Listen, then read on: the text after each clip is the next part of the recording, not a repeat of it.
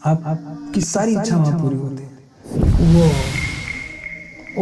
एक यात्रा ऐसी भी हो सकती है, एक ट्रैवल ऐसा भी हो सकता है। आपके मन में कैसे ख्याल आया कि मुझे ये परिक्रमा करनी है, वो भी पैदल 3800 किलोमीटर?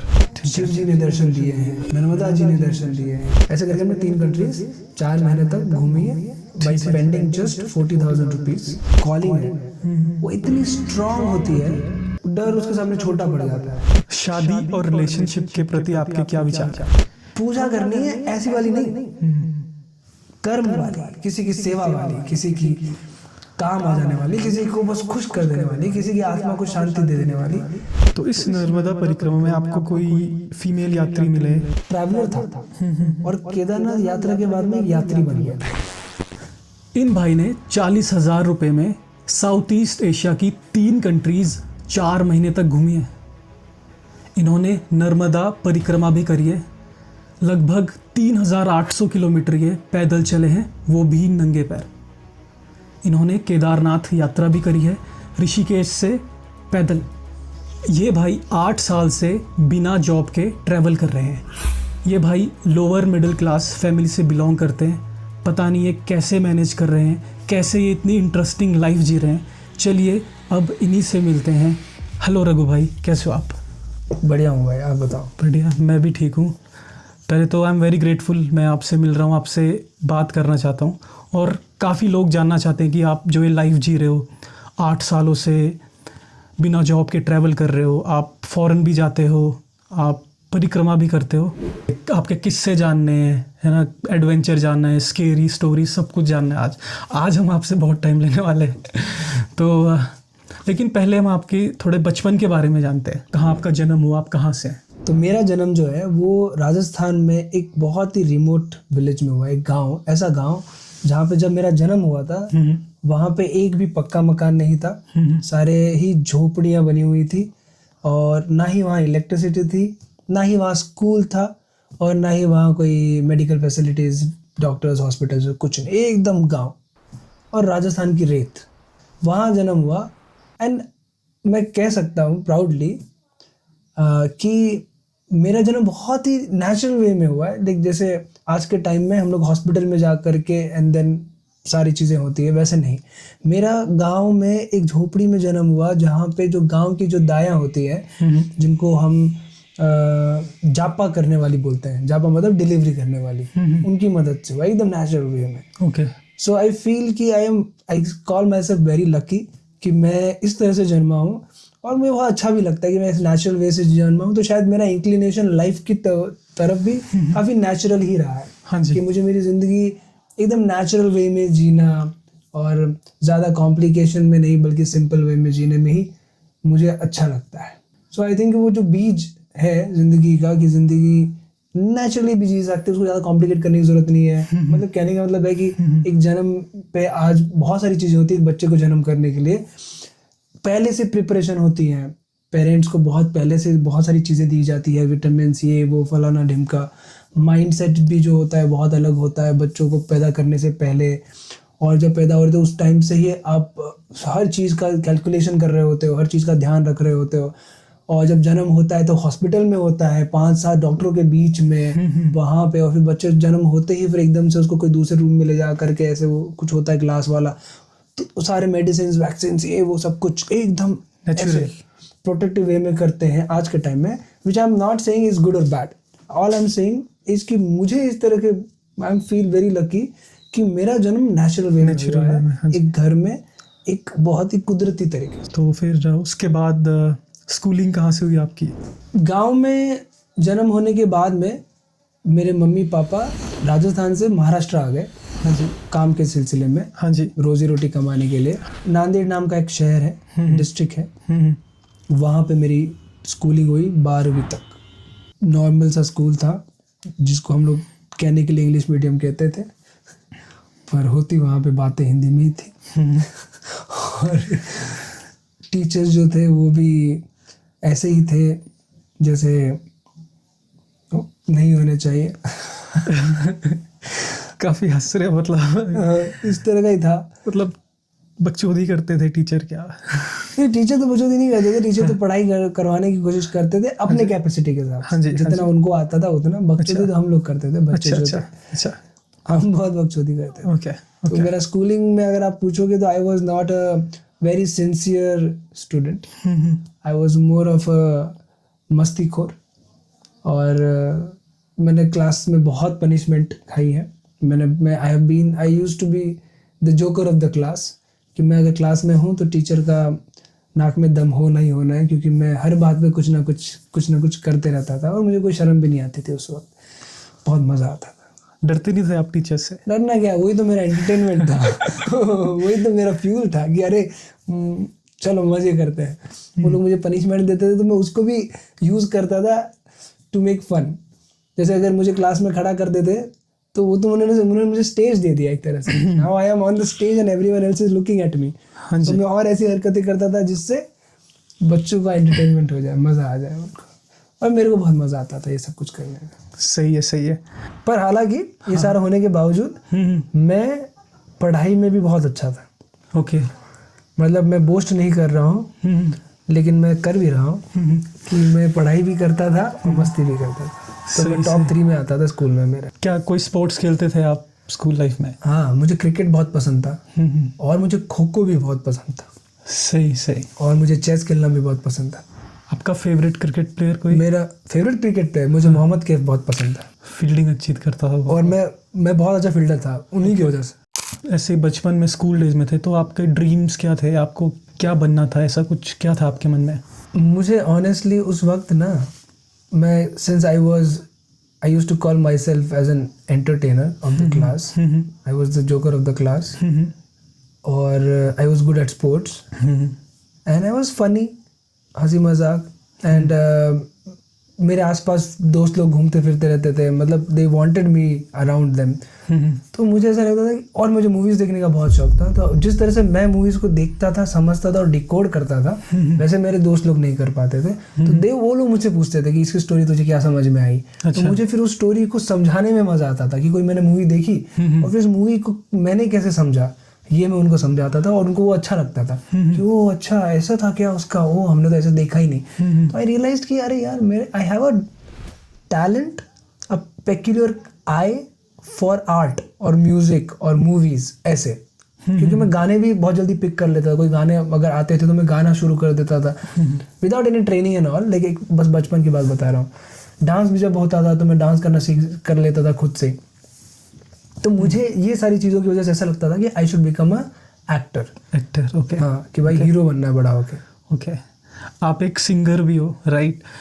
इंट्रोडक्शन में वो हम भूल गए, पर he is a very good singer. इनका एक सॉन्ग है क्यों इतनी दूर, बहुत अमेजिंग है। आप सुनोगे आपको मज़ा आ जाएगा। गाने का नाम एक्चुअली चले सबसे दूर है। हाँ जी। और वो गाना स्टार्ट क्यों इतनी दूर से होता है। हाँ जी। क्यों इतनी दूर अकेले चले हुजूर, क्या मिला तुम्हें चले जो सबसे दूर। आपने 10th के बाद कौन से सब्जेक्ट चूज़ करे? मेरा 11th और 12th में इलेक्ट्रॉनिक्स था। मतलब साइंस था या कॉमर्स? साइंस। तो इस दौरान भी आप स्पोर्ट्स खेलते थे, शरारती थे बचपन की तरह? हम लोग पहले एक ब्रांच स्कूल में थे 7 तक, उसके बाद उसके हेड स्कूल में चले गए। जितने भी बच्चे थे 7 तक वो सारे के सारे एक ही मेन बड़ी स्कूल में मर्ज हो गए।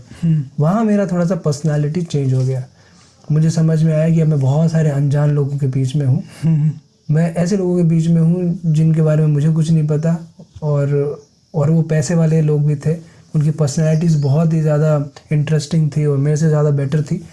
तो मैं एक शेल में चला गया। उसके बाद 8th 9th और 10th में आप बोल सकते हो कि फिर मैं मस्तीखोर नहीं रहा, मैं एकदम सा इंट्रोवर्ट सा बच्चा बन गया। इस टाइम फिर आपके कोई ड्रीम्स थे कि कुछ चेंज हुए जो बचपन में था, अब कुछ कि मैं थोड़ा बड़ा हो गया हूँ, 9th 10th 11th में आ गया हूँ, मुझे ये करना है लाइफ में, ऐसा कुछ? I still wanted to become an actor. उस वक्त भी मुझे ऐसा था कि मुझे एक्टर बनना है। पर हुआ ये कि जहाँ मैं था, जिस जगह पे मैं था, वहाँ पे ऐसे कोई था नहीं कि आपको सिखाया जाए, ऐसे कोई क्लासेस हो, वहाँ पे आपको पुश मिले। And since I came from a lower middle class background, वहाँ पे भी इन सारी चीज़ों को इतना महत्व नहीं दिया जाता था। तो it was always in the back of my mind, but I never really did anything for that. तो कुछ किया नहीं मैंने अचीव। हाँ, बट स्कूल में जब भी छोटे मोटे ड्रामेज वगैरह होते थे स्कूल में, तो मैं उनमें पार्टिसिपेट करता था।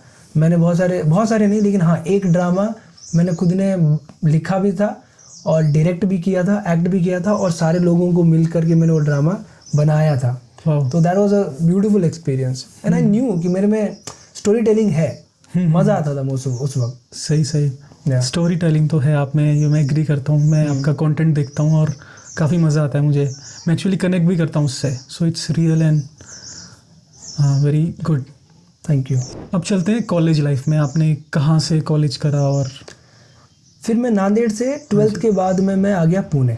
हाँ जी। मैं 11th और 12th में पढ़ाई कर रहा था to become a engineer. But then I realise कि मेरे क्लास का हर बच्चा, हाँ जी, मेरे बगल वाली स्कूल का हर बच्चा, उसके बगल वाली स्कूल का हर बच्चा, मेरे पूरे डिस्ट्रिक्ट के हर बच्चा इंजीनियरिंग बनना चाह रहा है। तो हर बंदा इंजीनियरिंग ही कर रहा था। फिर कुछ बच्चे कुछ जो लोग थे वो मेडिकल में डॉक्टर बनना चाह रहे थे। तो बहुत ही बच्चे कुछ लोग थे जो कुछ और कर रहे थे। So I was not very happy with this thought कि I will be just another engineer. I wanted to do something different. So I stopped studying to become an engineer. And मेरा बड़ा भाई जो था उस वक्त वो CA की पढ़ाई कर रहा था पुणे में। तो मेरा साल बर्बाद ना हो, क्योंकि मुझे अब इंजीनियरिंग नहीं करनी, पर मुझे ये भी नहीं पता कि मुझे क्या करना है। तो मेरे बड़े भाई ने मुझे बोला कि तू पुणे चले जा और तू वहाँ पे CA कर ले। एक्साइटमेंट हुई इस बात को लेकर कि मुझे पुणे जाने को मिलेगा। मैंने सर कि तुझे पुणे भेज दें तो पुणे चले जा। तो मुझे वो एक फ्रीडम वाली फीलिंग आई कि चलो घर से दूर चला जाऊंगा, है ना, और पुणे में रह करके थोड़ा से बढ़िया एक इंटरेस्टिंग लाइफ जिएंगे। So just because of that मैंने बोला कि हाँ ठीक है, डन। मतलब बिना सोचे समझे हाँ चलो CA करते हैं। सही। तो फिर मैं CA की पढ़ाई करने पुणे आ गया और साथ में मैं करस्पॉन्डेंस पे BCom कर रहा था, इसलिए फिर मुझे कभी कॉलेज जाने की ज़रूरत नहीं पड़ी। इट वॉज आउटसाइड से ही, वहीं खाली एग्ज़ाम दो और बस। सही है। तो कॉलेज लाइफ कभी जी नहीं है बेसिकली मैंने। तो ट्रैवल का कीड़ा आपको कब काटा? मतलब इस टाइम आप ट्रैवल कर रहे थे कॉलेज डेज से पहले, स्कूल टाइम, या इसके बाद कब काटा आपको ट्रैवल का कीड़ा? मुझे ट्रैवल का कीड़ा कभी था नहीं, सच बताऊं तो। मैं ट्रैवल करना ये करना एक हेडेक मानता था। I was just happy being wherever I am. थोड़ा बहुत शहर में घूम लिया, दोस्तों से मिल लिया, उतने में मैं खुश था। क्योंकि मुझे लगता था कि यार ट्रैवल करना मतलब बहुत ज़्यादा, इट्स वेरी डिमांडिंग कि आप प्लान करो आपको कहाँ जाना है, पहले आपको पता होना चाहिए कि आपको कहाँ जाना है, आपको इंटरेस्ट होना चाहिए। मेरे को कोई इंटरेस्ट नहीं, कहाँ जाना है क्या देखना, कुछ मतलब नहीं है। सो ट्रैवल का कीड़ा कभी था ही नहीं। पर व्हेन आई वाज वर्किंग, तो बीच बीच में क्योंकि तुम्हारे दोस्त होते हैं, तुम्हारा सर्कल होता है, तो वो कहीं जा रहे होते हैं तो तुम उनके साथ चले जाते हो। तो वो मुझे कंफर्टेबल था, क्योंकि वहाँ मुझे अपना दिमाग नहीं लगाना और कोई प्रिपरेशन करने की ज़रूरत नहीं, सब कुछ प्रिपेयर है, आप जा रहे हो आ रहे हो, ऐसा था। तो अराउंड 2016 ऐसा ही एक ट्रिप का प्लान बना हमारे दोस्तों के बीच में। तो उन्होंने बोला कि चलो यार हिमाचल चलते हैं, वहाँ पे एक ट्रैक है, सार पास ट्रैक। तो ट्रैवल का कीड़ा फिर मुझे तब लगा जब मैंने लाइफ में पहली बार पहाड़ों को देखा, हिमाचल के देवदार ट्रीज़ को देखा कि इतने बड़े बड़े पेड़ भी हो सकते हैं। क्योंकि पुणे में और यहाँ पे इतने बड़े बड़े, इतने विशाल पहाड़ और इतने बड़े बड़े पेड़ तो मैंने देखे ही नहीं थे लाइफ में। So that was something that actually moved something inside me, कि जब मैं पहाड़ चढ़ने लगा, हाँ जी, तो मुझे पता नहीं क्या होने लगा, बहुत ही अलग ही अनुभव हो रहा था उस वक्त। मैं चल रहा हूँ, देवदार के पेड़ को देख रहा हूँ, और ऐसा इम्पैक्ट हुआ कि एक दिन मैं बस थोड़ा सा शर्मीला था, मैं ऐसे नहीं चाहता कि लोग देखें कि मैं कुछ यूनिक मतलब क्या कर रहा हूँ। बट जब कोई नहीं देख रहा था तब मैंने एक देवदार के पेड़ को जा करके पकड़ लिया ऐसे, और काफ़ी देर तक पकड़ के मैं उसको ऐसे गले लगाए बैठा। और फिर मेरे अंदर से कुछ पंक्तियाँ बनी। वो कुछ ऐसी थी कि एक तरफ ईंटों की इमारतें हैं और एक तरफ कुदरत की शरारतें हैं, एक तरफ शहरों की ये बाहें हैं और एक तरफ अनजानी ये राहें हैं, जाऊं कहाँ मैं जानता नहीं। And that's what I wrote and then I kept it in me with me, जो कि बाद में 4-5 साल बाद में मैंने और मेरे छोटे भाई ने मिलकर के उस पर एक गाना भी बनाया। But yes, 2016 was the time when I really felt कि life could be this beautiful as well. दुनिया इतनी खूबसूरत भी हो सकती है, नेचर भी इतना सुंदर हो सकता है। एंड तब मेरा मन हुआ कि मुझे घूमना है, मुझे देखनी है दुनिया। सही सही। फिर उसके बाद कहाँ घूमे आप, कहाँ गए, आपका नेक्स्ट डेस्टिनेशन क्या था? सारपास के बाद में तो मैं वापस पुणे आ गया हाँ जी। और जॉब कर रहा था, वो मैंने जॉब छोड़ दी। फिर पुणे में ही रहा मैं 1-2 साल, कहीं घूमा नहीं ज़्यादा। पर धीरे धीरे जो मेरा इंटरेस्ट था, वो कॉलिंग जो थी उसको मैं सुनने लगा। Then I started writing songs, I started making videos, I learn a skill of making films, videos वगैरह कैसे बनाना है, क्या करना है, वो सब मैंने सीखा। और उसको यूज़ करके मैं पुणे में ही अलग अलग प्रोजेक्ट्स लेने लगा और 1-2 साल वैसे ही निकल गए मेरे। फिर मुझे उसमें डिसैटिस्फैक्शन फील होने लगा कि यार मैं कुछ कर नहीं रहा हूँ, मैं जी नहीं रहा हूँ, मैं बस टाइम स्पेंड कर रहा हूँ। क्योंकि मेरे प्रोजेक्ट जो थे वीडियो के, वो काफ़ी कमर्शियल वीडियोस होते थे, डॉक्यूमेंट्री या फिल्म्स ऐसे नहीं होते थे जिसको बना करके आपको सुकून मिले। जबकि मैं बनाना चाहता था लेकिन रिसोर्सेज नहीं थे, बहुत सारे रीजंस थे जिसकी वजह से मैं नहीं बना पा रहा था। Money was a very important factor.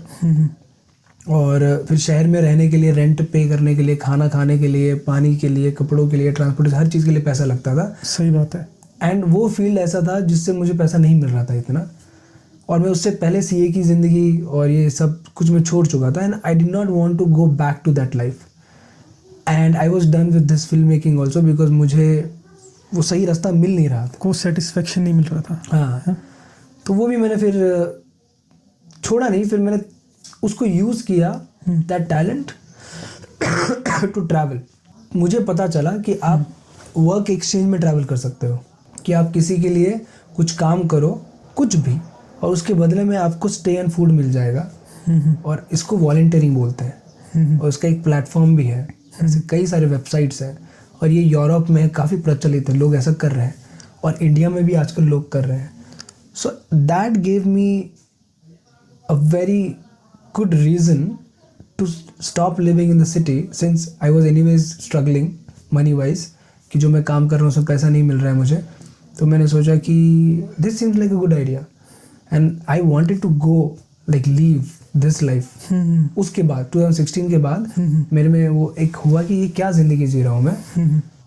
और फिर मैंने ट्रैवल करना शुरू कर दिया। फिर मुझे पता चला कि मैं मेरे वीडियो मेकिंग स्किल्स को यूज़ करके मैं वर्क एक्सचेंज में वीडियोस लोगों के लिए बना सकता हूँ और कई चीज़ें और भी कर सकता हूँ, not just video making. Work exchange में आप बहुत सारी चीज़ें कर सकते हो। आप एक हॉस्टल को या होम स्टे को या फिर किसी फार्म को जो भी मदद हो वो मदद आप कर सकते हो और उसके बदले में आपको रहने के लिए जगह और खाने के लिए खाना मिलेगा। तो वॉलंटियरिंग की वजह से आप इन 8 सालों में फ्री में ट्रैवल कर पा रहे हो, मतलब? हाँ, आप बोल सकते हो कि फ्री तो नहीं बोलूँगा मैं से, it's not free, I am giving service, I am giving my time, I am giving my efforts, I am giving my knowledge. I mean without money. हाँ, there is no exchange of money, but there is exchange of something. Yes, yes. And I believe कि that is a very beautiful way to live, not just travel, but live. I mean, money has become a very important role, and it is, वो ज़रूरत है ही, but I feel कि there is another way, an alternative way of living your life, and that is this, Yes. which I loved, because मेरे connections बहुत सुंदर बने। मैंने ये देखा कि जब भी पैसा इन्वॉल्व होता है तो हम लोग since we are spending money, we think कि हमारा कुछ नुकसान तो नहीं हो रहा है, कि मेरा पैसा जा रहा है, मुझे मेरे पैसे के वर्थ का काम तो नहीं मिल रहा है या नहीं मिल रहा है। तो आप हमेशा उसी एंगल से कोशिश करते हो कि मेरा पैसा वेस्ट ना हो, मेरा पैसा बर्बाद ना हो। तो आप उस मामले में, उस माइंडसेट से जब आते हो तो आप एक अच्छा रिश्ता नहीं बना सकते किसी के साथ। मुश्किल होता है थोड़ा सा, अगर आप उस तरीके से देख रहे हो, सोच रहे हो। तो जब आप इक्वेशन में से पैसा हटा दो और आप देखो कि कोई इंसान आपके लिए काम कर रहा है, पैसा हट जाता है ना, उसके बाद में अपने आप इंसान का स्वभाव बदल जाता है। वही काम अगर मैं पैसे के चक्कर में कर रहा था तो स्वभाव अलग हो जाता है। जैसे फॉर एग्जाम्पल, अगर मैं वीडियोस बना रहा हूँ आपके लिए और आपका एक हॉस्टल है, ट्रैवल हॉस्टल, और आप मुझे हर वीडियो के पैसे दे रहे हो, तो आप चाहोगे कि मैं जितना पैसा दे रहा हूँ उससे ज़्यादा ही निकलवा लूँ, इससे पीछे ही पड़ जाऊँ। लेकिन जब आपका पैसा नहीं लग रहा ना, तो आप अपने आप एक माइंडसेट होता है कि इट्स ओके यार, रिलैक्स रहो, बंदा जैसे बना रहा है बनाते हैं। since I get that space, what I do is I give my best creatively कि जो मुझे मस्त लग रहा है, दिल से अच्छा जो लग रहा है, मैं वो बनाता हूँ बिना कोई प्रेशर के, एंड वो ऑटोमेटिकली अच्छा बनता है एंड आपको पसंद आता है, क्योंकि जो आप बोल रहे हो उससे भी ज़्यादा अच्छा मैंने बना के इसलिए दिया है क्योंकि मेरी जो आंखें हैं as an artist, as an film maker, वो better than N commercial person. So you are more happy कि अरे यार ये क्या बना दिया यार तूने Raghu, and then that builds the relation कि यार रघु ने इतना अच्छा काम किया यार, शायद मैं इतना पैसा दे दो तो भी नहीं करता. और मेरे लिए भी बहुत अच्छा लगता है कि यार यहाँ पैसा नहीं है तो मैं दिल से काम कर रहा हूँ, तो हमारे एक बॉन्ड बन रहा है, हमारे एक कनेक्शन बन रहा है, हमारे एक रिलेशन बन रहा है यहाँ पे, विच स्टेज, चाहे वो 5 साल बाद हो या 10 साल. So the people that I met during as a volunteer, जो मेरे होस्ट रहे हैं, मैं उनके साथ आज भी कभी भी जा करके रहूँ तो वो बहुत खुश होंगे कि रघु आ गया. Even though we are not in touch regularly, but obviously we are in touch sometimes. तो मुझे याद है कि मेरे रिलेशन हर तरह बहुत अच्छे बने. तो ये एक बहुत सुंदर नज़रिया मिला मुझे ज़िंदगी को देखने का कि पैसे को अगर आप इक्वेशन से हटा दो और एक सर्विस भाव से ही अगर आप काम करो तो बहुत चीज़ें बदल जाती हैं, ज़िंदगी स्ट्रेस फ्री हो जाती है. सही सही. तो लोग ये वॉलंटियरिंग अपॉर्चुनिटीज़ कैसे ढूंढे? लाइक बहुत लोग घूमना चाहते हैं और वॉलंटियर करना चाहते हैं, कैसे ढूंढे?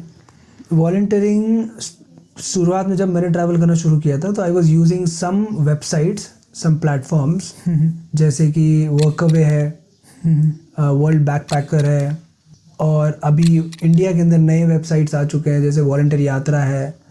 सो these websites are there and then there are few more websites that I don't remember. लेकिन अगर आप गूगल करोगे और बोलोगे कि वॉलंटियर ट्रैवल या कुछ भी ऐसे सर्च करोगे उससे रिलेटेड, तो आपको उन वेबसाइट्स के बारे में पता चल जाएगा. So some websites are free and some websites they charge you. I took a membership of this website called Workaway. 1 साल का मैंने मेंबरशिप लिया था, और that time I was travelling with my then partner.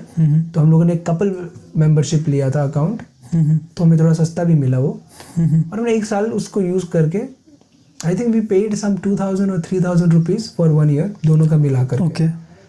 And that was amazing, क्योंकि बस एक बार 3,000-4,000 रुपये जो भी हमने पे किया था, बस उसके बाद 12 महीने हम लोग almost without spending money travel किया.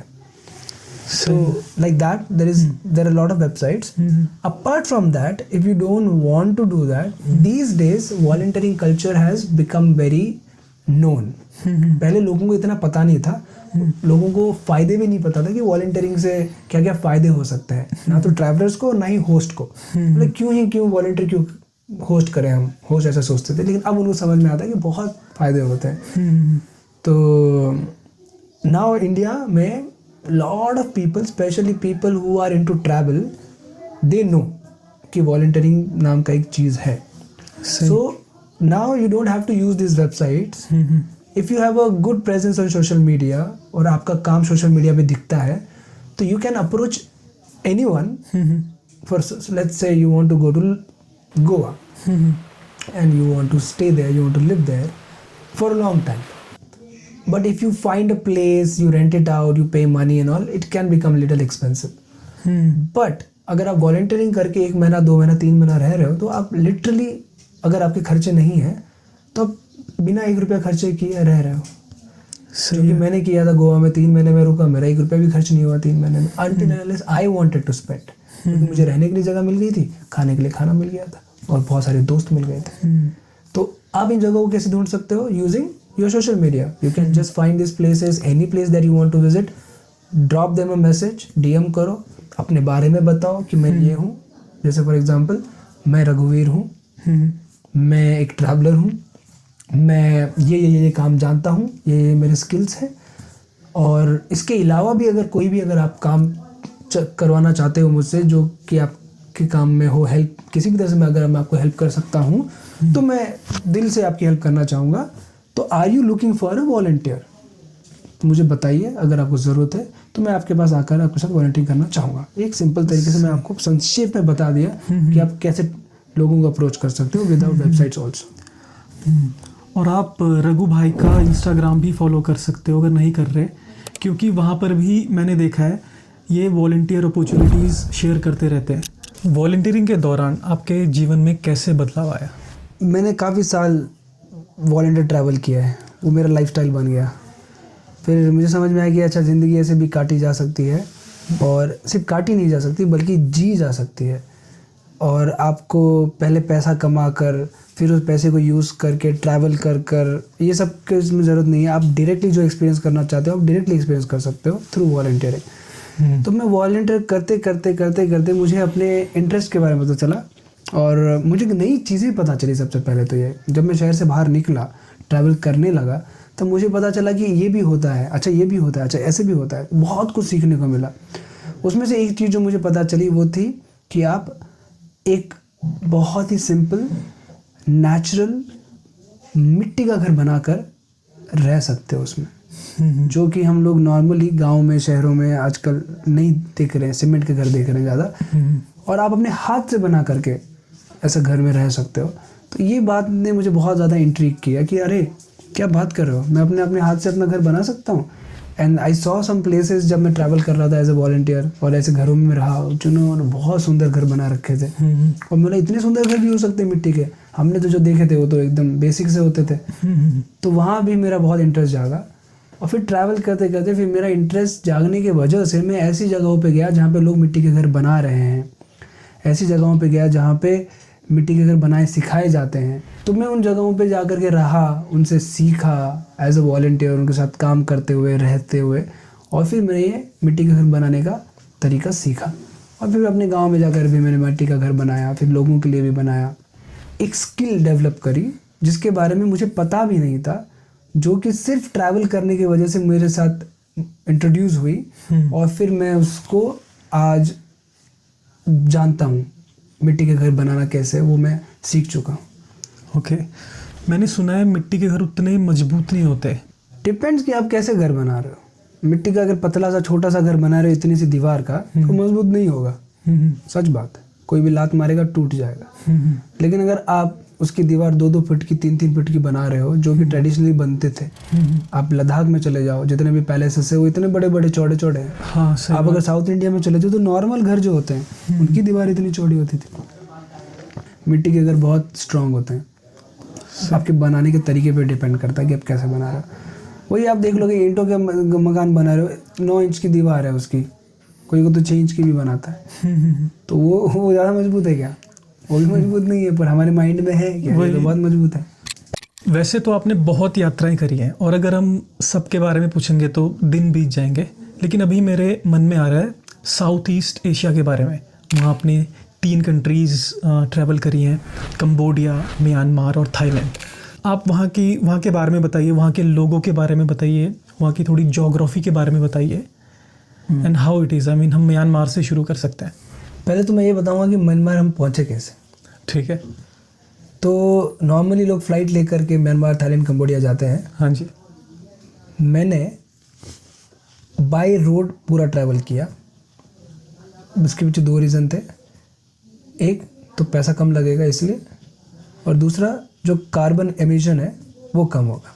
हम नहीं चाहते थे कि इतना पोल्यूट करते हुए ट्रैवल करें। I believe in minimal and simple life and simple travel. So we were not carrying lot of fancy stuff and बहुत खर्चा वर्चा. We were trying to not create lot of waste also उस time पे। तो north east India गए, इम्फाल गए। इम्फाल में तमू और मनो बॉर्डर है, जो कि इंडिया और म्यांमार से ये है। बस हमने ब्रिज क्रॉस किया, we were in Myanmar. Okay. और म्यांमार में 1 महीना मैंने ट्रैवल किया, और 1 महीना मैं म्यांमार में रहा हूँ। एंड बाई वॉलंटियरिंग अगेन, अलग अलग जगहों पे अलग लोगों के साथ वॉलंटियरिंग करता था। सो वहाँ का बहुत सुंदर है, वैसे देखा जाए तो बहुत सुंदर है Myanmar.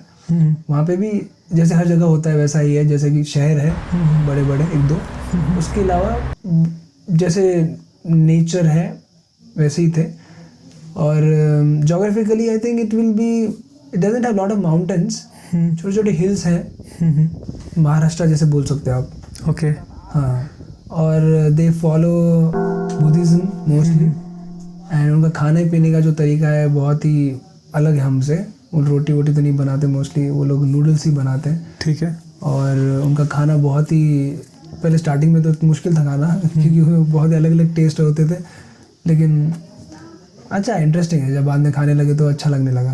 They eat lot of meat, they eat lot of pork and that is part of their food, non veg. ठीक है, तो वहाँ पासपोर्ट की ज़रूरत पड़ती है क्या जाने में, ब्रिज क्रॉस करने के लिए? Yes, you need visa. Visa, okay. आपको वीज़ा को अप्लाई करना है और बहुत इजीली मिल जाता है, उनकी वेबसाइट है, बहुत इजीली मिल जाता है आपको, 2 दिन में आप अप्लाई करो। It was very cheap also back then. I think I paid some 1500 rupees for 1 month. It was very cheap, not very expensive, बहुत ही इजीली भी मिल गया। और कोई प्रॉब्लम नहीं है, म्यांमार में आप आराम से घूमो, कोई टेंशन नहीं है। आपके पास आपका पासपोर्ट होना चाहिए, वीज़ा होना चाहिए, दैट्स ऑल। म्यांमार के बाद फिर हम लोग थाईलैंड चले गए। म्यांमार से थाईलैंड भी हम लोग ऐसे ही ट्रैवल किए। They are all this countries are connected by land, you can just go to another country, you need to have a visa. हाँ, थाईलैंड में हम लोग 2 महीना रुके थे, तो थाईलैंड का visa on arrival is 15 days, but हम लोग को 2 महीना रुकना था, इसलिए we went to Mumbai and we applied for a visa for 2 months. वो पूरा उनको बताना पड़ता है, आइटिनरी वगैरह। 2 महीने का वीज़ा आपको मिल जाता है। तो 2 महीने का वीज़ा लेकर के हम लोग थाईलैंड में रुके। थाईलैंड में भी 2 महीना यहाँ वहाँ ट्रैवल किए वॉलंटियर के through, and then again we went to Cambodia by land. ऐसे करके हमने 3 कंट्रीज़ 4 महीने तक घूमी है by spending just 40,000 rupees per person. So it was like 10,000 rupees per month, which included our visa cost also. वाह। तो अगर वीज़ा अगर हटा दें तो मेरा आराम से 6 से 7 हज़ार रुपया माइनस कर दो, तो मैंने 30-32 हज़ार रुपये में 4 कंट्रीज घूमी है। तो मतलब पैसों की ज़्यादा ज़रूरत नहीं है घूमने के लिए? पैसों की ज़्यादा ज़रूरत नहीं है, और पैसे अगर आपको खर्चने हैं तो ही आप खर्चो। मैंने तो कुछ जगह पे ज़रूरत नहीं थी, वहाँ पे भी खर्चे, अगर वो भी नहीं खर्चता तो it would have been less than 30 आराम से। ठीक है। थाईलैंड में क्या था? वहाँ सुना है बहुत पार्टीज़ वगैरह होती हैं, तो ऐसा क्या था वहाँ? देखो, Thailand is a big country, वहाँ पे बहुत सारे अलग अलग तरह की चीज़ें होती हैं, स्पिरिचुअल चीज़ें होती हैं, पार्टीज़ भी होती हैं, सो नेचर रिलेटेड भी चीज़ें हैं, एडवेंचर रिलेटेड भी चीज़ें हैं, and is honeymoon destination, and it is also known for many other reasons. तो ये सारी चीज़ें होती है, so combination of lot of. It's very popular also. Myanmar इतना पॉपुलर नहीं है, तो अगर कोई जाएगा तो क्या करेगा वहाँ पे? बहुत सुंदर जगह है एक्चुअली, और आई डिडंट इवन नो कि म्यांमार जा सकते हैं, क्या होता है। क्या वाटरफॉल कुछ है वहाँ पे ऐसे? होंगे, पता नहीं, मैं तो जहाँ गया था वाटरफॉल नहीं थे, पर वहाँ पे बहुत बड़ा लेक है। ओके। म्यांमार का बोलो या फिर साउथ ईस्ट एशिया का सबसे बड़ा लेक वो है, उस लेक का नाम है इनले लेक। ओके। उसके फोटोज बहुत पॉपुलर है, अगर आप कहीं ना कहीं ज़रूर देखे होंगे, लेकिन आपको पता नहीं होगा कि वो इनले लेक का फोटो है। उसके अलावा Myanmar is known for pagodas. So there is a place called Bagan, वहाँ पे thousands and thousands of temples है, red brick temples, thousands and thousands। और इट इज़ सो पॉपुलर कि लोग सुबह सुबह वहाँ पे ना बलून राइड करते हैं, बलून में बैठते हैं, and then they go up, and then from ऊपर से ना दे सी दोस व्यू कि कितने सारे टेम्पल्स हैं। अच्छा। पूरा फॉरेस्ट है, उस फॉरेस्ट के बीच में आपको टेम्पल्स दिखेंगे, ऐसे लगेगा पता नहीं आप कौन से ज़माने में चले गए हो। एकदम सुंदर, उसको मेंटेन भी कर रखा है। वहाँ पे कोई भी कंस्ट्रक्शन नहीं करते, कोई रोड नहीं है, मेन रोड मतलब परमानेंट रोड नहीं है। All those roads are also made out of mud and stones and all. तो ऐसा लगता है कि आप पता नहीं कौन सी दुनिया में चले गए। और वहाँ पे बाइक्स लेना, कार लेना अलाउड नहीं है, you only have to travel by electric bikes, you can not pollute that place. बहुत अच्छे से उसको मेंटेन करके रखा है, beautiful. What about Cambodia? Cambodia में we were at 2 different places. एक फार्म में हमने वॉलंटियर किया था, it was a paper farm, जो हम लोग पेपर स्पाइस यूज़ करते हैं ना, वहाँ पे हमने वॉलंटियर किया था। And there was another place, एक आइलैंड था, उसका नाम था कोता केव। ओके। तो वहाँ पे मैंने किया था, तो दोनों भी बहुत अच्छा ब्यूटीफुल एक्सपीरियंस था। सो ये तीनों कंट्रीज बुद्धिज़्म को फॉलो करती हैं? नहीं, मोस्टली यहाँ पे भी बहुत है, अलग अलग कल्चर के लोग हैं। वहाँ पे हिंदुज़म भी है, वहाँ पे आपको टेम्पल्स भी दिखेंगे। और जैसे Cambodia is known for Angkor Wat में बहुत बड़ा मंदिर है, जिसको घूमने के लिए कॉम्प्लेक्स है एक्चुअली वो, उसको घूमने के लिए आपको 2 दिन लगेंगे, और वो पूरा का पूरा हिंदू गॉड्स एंड गॉडेसेस के स्कल्पचर से और टेम्पल से बना हुआ है। Even Thailand has lot of Hindu culture, and Myanmar, I don't remember Myanmar had any, लेकिन वहाँ पे भी होगा। तो हिंदुज़म भी है, बुद्धिज़्म भी है, और क्रिश्चियनिटी भी है, काफ़ी लोग मिले वहाँ पे। सही है। आपने इन कंट्रीज़ में घूमकर क्या सीखा? ऐसा कुछ पर्टिकुलर कुछ सीखा नहीं यार, बस घूम के आ गया, मौज किया मैंने। सही है, सही है। अब बात करते हैं केदारनाथ यात्रा की, जो आपने ऋषिकेश से पैदल करी। तो मतलब आप कैसे इंस्पायर्ड हुए या कैसे इन्फ्लुएंस हुए वो चीज़ करने को? देखो, मैं जब म्यांमार में था ना, तो वहाँ पे हमने एक 2 दिन का हाइक किया था। It was just a walk through villages and forest, and I loved that कि बस चले जा रहे हैं पूरा दिन और गांव में बैठ रहे हैं, कहीं किसी से बातें कर रहे हैं, किसी के साथ चाय पी रहे हैं और बस गांव से जा रहे हैं। उससे पहले मैंने जितने भी ट्रैवल किए थे वो बहुत ही इस तरह के होते हैं ना कि हमने स्कूटी ले ली, गाड़ी ले ली, निकल गए, डेस्टिनेशन ये देख लिया, वो देख लिया, चेकलिस्ट, उस हिसाब से। ये एक बहुत ही अलग एक्सपीरियंस था कि यार आप एक देश के एक गाँव में कोने में, जहाँ शायद हर कोई नहीं जाता होगा, वहाँ से बस आप चले जा रहे हो। तो वो एक्सपीरियंस बहुत सुंदर था, चलने वाला। तो मेरे को वहाँ से एक थोड़ी सी लहू मुँह लग गया कि भाई अब चलना है। तो when I was in Goa, we came back to India, and India में फिर मैं गोवा में एक जगह पे वॉलंटियरिंग कर रहा था। तब मेरे अंदर से बहुत इच्छा हो रही थी कि मुझे ना पैदल चलना है, मुझे पैदल चलना है। मैं मेरे दोस्तों को हमेशा बोलता था कि यार मुझे ना बस बैग उठाना है और निकल जाना है, बट हिम्मत नहीं हो रही थी मेरी। मुझे डर लगता है कुत्तों से कि स्ट्रीट डॉग्स होंगे तो क्या कर लेंगे। मुझे भी लगता है कुत्तों से डर। हाँ, और दूसरा मुझे इस बात का भी आइडिया नहीं था कि मैं कैसे रहूँगा, कहाँ रहूँगा। हाँ, क्योंकि अभी तक जितना ट्रैवल किया है वो बहुत ही सोच समझ करके, संभल के, Planning सेफ्टी वगैरह करके। प्लानिंग उसके हिसाब से ट्रैवल किया था। सो वो एक मेरे लिए अननोन वर्ल्ड था कि मैं कैसे करूँगा ये पैदल वाला। तो मेरे मन में तो था चलना है, चलना है, चलना है। तो गोवा के बाद में फिर मेरा उत्तराखंड आना हुआ और मैं ऋषिकेश में था कुछ वक्त के लिए। हाँ जी। और तब मेरे अंदर से बहुत इच्छा हो रही थी कि यार पैदल चलना है, पैदल चलना है। तो एकदम से एक जिस हॉस्टल में मैं वॉलंटियरिंग कर रहा था, वहाँ एक लड़का, Indian, south Indian guy, he was working in Canada, वो ट्रैवल कर रहा था, इंडिया टूर पे था। वो आया और उसने मुझे बोला कि यार उसको केदारनाथ जाना है, and he was on a bike से ट्रैवल कर रहा था। तो तब मैंने उसको बोला कि यार मुझे भी केदारनाथ जाने का बहुत मन है, पर I don't want to go on vehicle. I feel like कि ऐसी जगहों पे पैदल ही जाना चाहिए। तो बस वहाँ से वो आइडिया आया, and I needed someone to walk with me. तो उसको ये भी आइडिया बहुत अच्छा लगा। तो हम लोगों ने बस फिर दोनों ने डिसाइड किया और बोला कि चलो चलते हैं, देखा जाएगा क्या करना है, पैदल ही तो चलना है। And then that's how. आपको मतलब ऐसा क्यों लगा कि ऐसी यात्रा पैदल ही करनी चाहिए?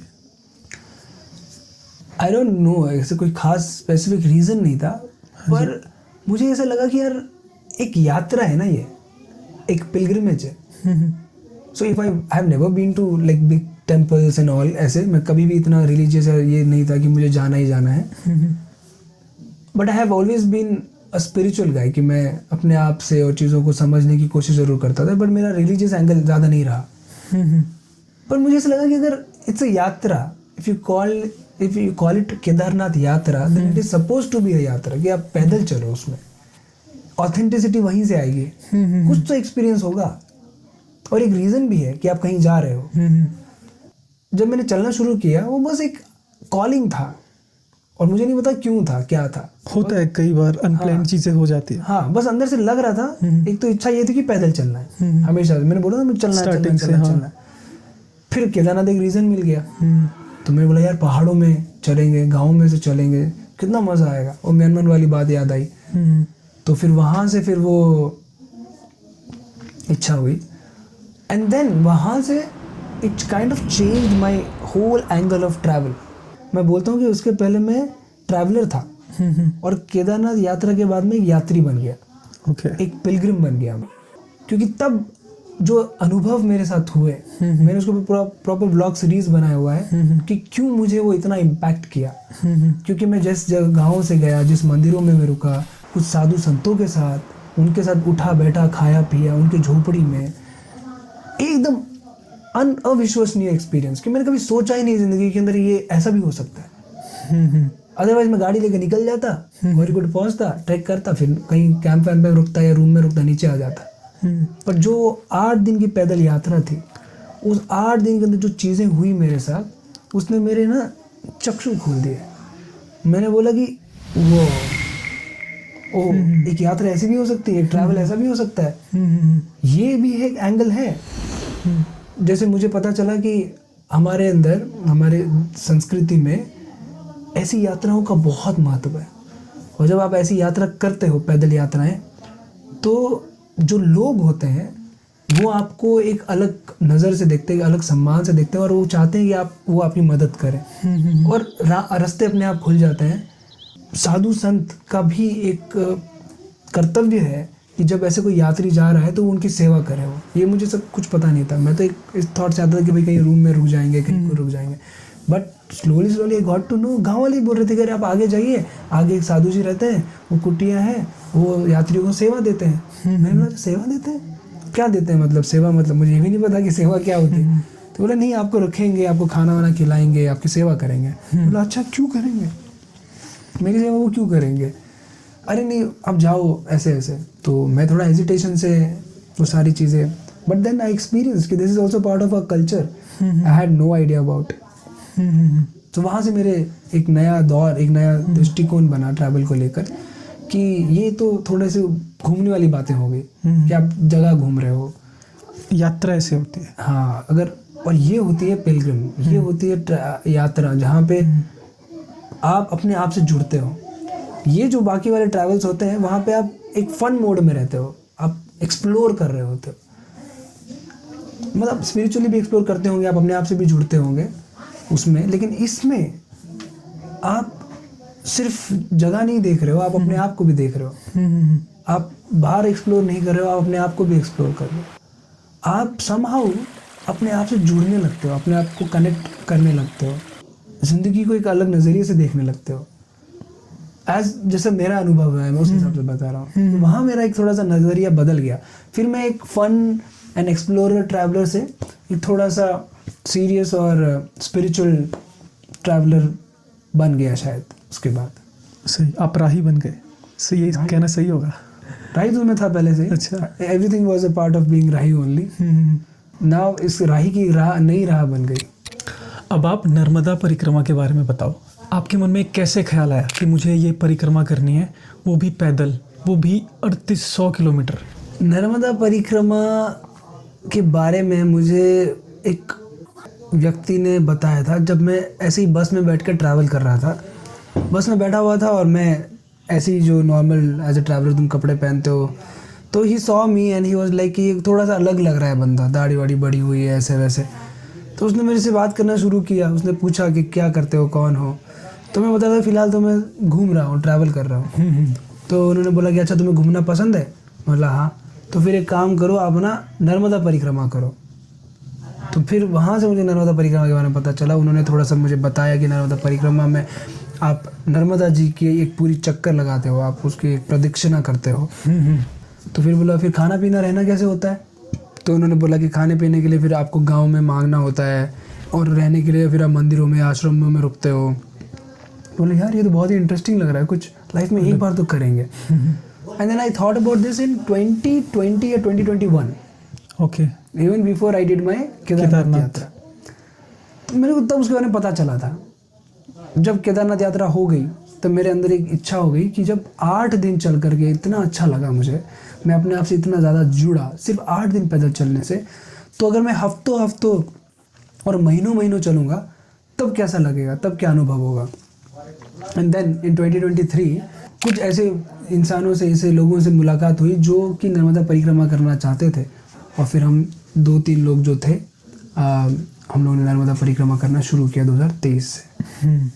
तो बस चलने के लिए मेरा जो प्रेम था, उसके कारण मैंने नर्मदा परिक्रमा करनी शुरू की। कोई अनुभव बताएंगे कि आपके साथ ये हुआ, आपने सोचा नहीं था, बिल्कुल सरप्राइजिंग या एपिक मोमेंट नर्मदा परिक्रमा का? जब मैंने चलना शुरू किया था स्टार्टिंग में, तो मुझे बिल्कुल भी अंदाज़ा नहीं था कि नर्मदा परिक्रमा एक्चुअल में है क्या, उसकी ग्रेविटी क्या है, वो कितनी रिलीजियस एक यात्रा है, मुझे बिल्कुल अंदाज़ा नहीं था। मैं तो बस निकल गया था।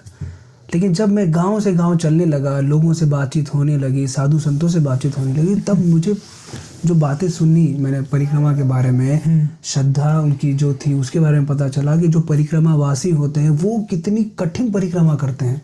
कुछ लोग हैं जो भूखे सिर्फ फल खा करके परिक्रमा कर रहे हैं, कुछ लोग सिर्फ दूध पी करके परिक्रमा कर रहे हैं, कुछ दंडवत कर रहे हैं। सोचो 3800 किलोमीटर कोई इंसान दंडवत करते हुए जा रहा है, आंखों में दंडवत मतलब लेट करके। मैं तो पैदल चल रहा था, नंगे पैर चल रहा था, लेकिन उन लोगों के सामने तो मैं क्या ही। तो मैंने सोचा कि इतनी श्रद्धा है, ऐसा क्या है इस चीज़ में। और जब मुझे कहानियाँ सुनी, मैंने कहा, कई लोगों ने कई कहानियाँ बताई कि नर्मदा जी की परिक्रमा करते हुए ऐसा हुआ वैसा हुआ, and all of this experiences, all of this stories were magical. ऐसा लगा कि हो ही नहीं सकता यार, आप क्या बात कर रहे हो, ऐसा थोड़ी हो सकता है। मतलब ऐसी ऐसी घटनाएं मैंने सुनी हैं। शिव जी ने दर्शन दिए हैं, नर्मदा जी ने दर्शन दिए हैं, अश्वत्थामा ने दर्शन दिए हैं, हनुमान जी ने दर्शन दिए हैं लोगों को। ऐसी ऐसी कहानियां मैं सुन रहा हूँ जो कि मुझे यकीन नहीं हो रहा यार, होगा ऐसे ही बोल रहे हैं, ऐसे नहीं होता होगा। लेकिन जब मैंने परिक्रमा करी तब वहाँ पे एक कहावत है, आप जो मांगते हो ना मैया देती है। आपकी सारी इच्छा वहाँ पूरी होती है। तो छोटी मोटी इच्छाएं जो भी मन में आती थी, जैसे मेरे कभी मन में हो गया था कि आज मुझे काजू कतली खाने का बहुत मन कर रहा है, और अब मानो या ना मानो मुझे काजू कतली उसी दिन मिल जाती थी। एक दिन मेरे मन में बहुत इच्छा हुई कि मुझे साबूदाना खिचड़ी खानी है। सुबह सुबह मेरे साथ में जो हर्ष दोस्त है मेरा, जो चल रहा था, तो मैंने उससे बोला कि यार मुझे खिचड़ी खाने का मन कर रहा है यार, देखते हैं। लोग कहते हैं ना यहाँ पे जो मांगो मिलता है, खिचड़ी मिलती है नहीं मिलती, लेट्स सी। तो हम टेस्ट कर रहे थे। सुबह सुबह हम लोग निकले, और नॉर्मली हम लोग नर्मदा किनारे चलते हैं, और उस दिन कोई वजह से हम लोग थोड़ा सा गांव की तरफ चढ़ गए।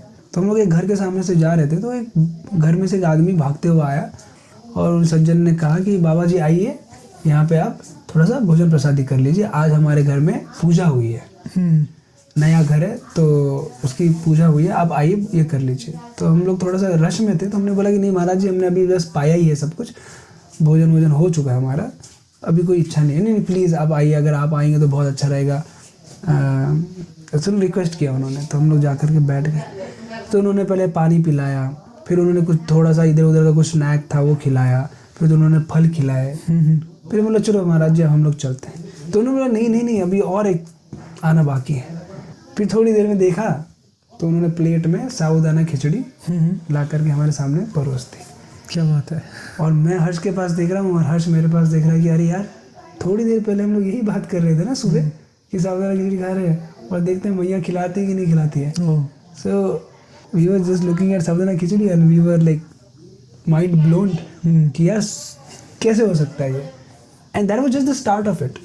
हमारे पूरे 6 महीने की परिक्रमा में जो भी स्पेशली खाने की इच्छा होती थी वो सारी हमारी पूरी होती थी। वाह। Apart from that I will tell you one more story. एक बार हम लोग ऐसे ही खेत में से जा रहे थे, और धूप का टाइम था, तो एक खेत में कुछ लोग काम कर रहे थे, तो उन्होंने देखा कि परिक्रमा से जा रहे हैं, मतलब हम लोग, तो वो भाग करके आए और उन्होंने हमारे पैर वैर छुए, हमको बोला कि आप प्लीज़ आइए, बैठिए, थोड़ा सा पानी वानी जल ग्रहण कीजिए, और आपके लिए चाय बना के लाते हैं। और वहाँ पे ना हर जगह काली चाय मिलती है, वहाँ दूध वाली चाय नहीं मिलती, शायद दूध की प्रॉब्लम है, गाय की प्रॉब्लम व्हाटएवर। तो वो बोले कि बैठो आप। तो उन्होंने अपना बिछाया खेत के अंदर, छाँव में हम लोग बैठे, वो जा कर के चाय वाले लेके आए। और जब हम लोग जाने लगे तब उन्होंने कुछ सामान लाया था, वो जो एक बास्केट जैसा होता है, उसको वीव करके ऐसे बनाते हैं, वीव करके उसमें ना आप चावल रखो तो उसको ऐसे छान दो तो उसका कचरा निकल जाता है, समझ गया। तो उसके अंदर उन्होंने कुछ सामान वामान लाया और उन्होंने हमें दिया। एंड ये मैंने देखा कि कई बार जब वो लोग दान करते थे ना गांव में, तो वो इसी चीज़ से दान करते थे। अच्छा। तो उन्होंने कुछ आटा दिया गेहूं का, कुछ चावल दिया, लाल मिर्च दी और नमक दिया। बस ये 4 चीज़ें उन्होंने दी और बोला कि आप ले जाइए। अब हमारा क्या होता था पता है, क्योंकि हमने बैग पहन रखी है, हम लोग वजन नहीं चाहते थे। हम चाहते थे कि यार क्यों ही लेके जाएं, जब आजकल हर जगह आश्रम बन चुके हैं, आप कोई भी आश्रम में जाओगे वहाँ पे आपको बना बनाया भोजन मिल जाएगा, या वो नहीं भी मिलेगा तो वो आपको वहीं दाल चावल दे देते हैं जो आप खुद बना करके खा सकते हो। तो क्यों लेके घूमना इस वजन को। तो हमने बोला कि महाराज जी रहने दीजिए, हमें आगे आश्रम में वैसे ही मिल जाएगा। तो बोला नहीं महाराज जी ऐसा मत कीजिए, आप प्लीज़ ले जाइए, कृपया करके आप ले जाइए। तो हमारे साथ एक बाबा जी थे, सन्यासी थे, वो हमारे साथ चल रहे थे। तो उन्होंने बोला कि ठीक है यार, इतनी श्रद्धा से ये बोल रहे हैं ना, तो प्लीज़ आप रख लो। तो हमने बोला चलो ठीक है। हमने थोड़ा थोड़ा हर किसी के बैग में सामान रख दिया, आटा किसने रख ला, चावल किसने रखा, और ऐसे करके हम लोग चले। अब दूसरे दिन की बात है, हम एक आश्रम में उस रात हम एक आश्रम में रुके, सुबह उठे और हम लोग चल दिए। और जब हम लोग चल रहे हैं तो चले ही जा रहे हैं। ऐसा नॉर्मली कभी होता नहीं कि हमें गांव में किसी ने चाय के लिए ना पूछा हो, पानी के लिए ना पूछा हो। पर ये जो रास्ता जो था वो कुछ ऐसा था कि जो सिर्फ गांव वगैरह थे ही नहीं, खाली नर्मदा जी थी और हम उनके किनारे किनारे चल रहे हैं और आसपास कोई गांव ही नहीं मिल रहा। अच्छा। हम लोग चले जा रहे हैं, अभी सुबह के 9 बज गए, 10 बज गए, 11 बज गए, 12 बज गए, ना हमें चाय मिली ना हमें पानी तो हम लोग वैसे भी नर्मदा जी का पी लेते थे, लेकिन कुछ खाने को नहीं मिला और हमें बहुत भूख लगी। तो बोले यार क्या करें। तो हमने सोचा कि आगे ना कहीं पे भी कुछ भी जगह मिल जाएगी ना, एक झोपड़ी वोपड़ी कुछ भी मिल जाएगी, तो हम लोग कोशिश करते हैं कि वहाँ देखते हैं कुछ सामान मिल जाए, तो हम लोग बर्तन कुछ भी मिल जाएगी तो हम लोग कुछ कर लेंगे, बना करके खा लेंगे। तो हमको एक ऐसी जगह मिल गई, तो वहाँ पे हम लोग ने छानबीन करी, तो वहाँ पे हमें कंडे मिल गए। कंडे एज इन गोबर जो होता है ना, उसको सुखा देते हैं, जलाने के लिए यूज़ करते हैं, वो बहुत सारे मिल गए।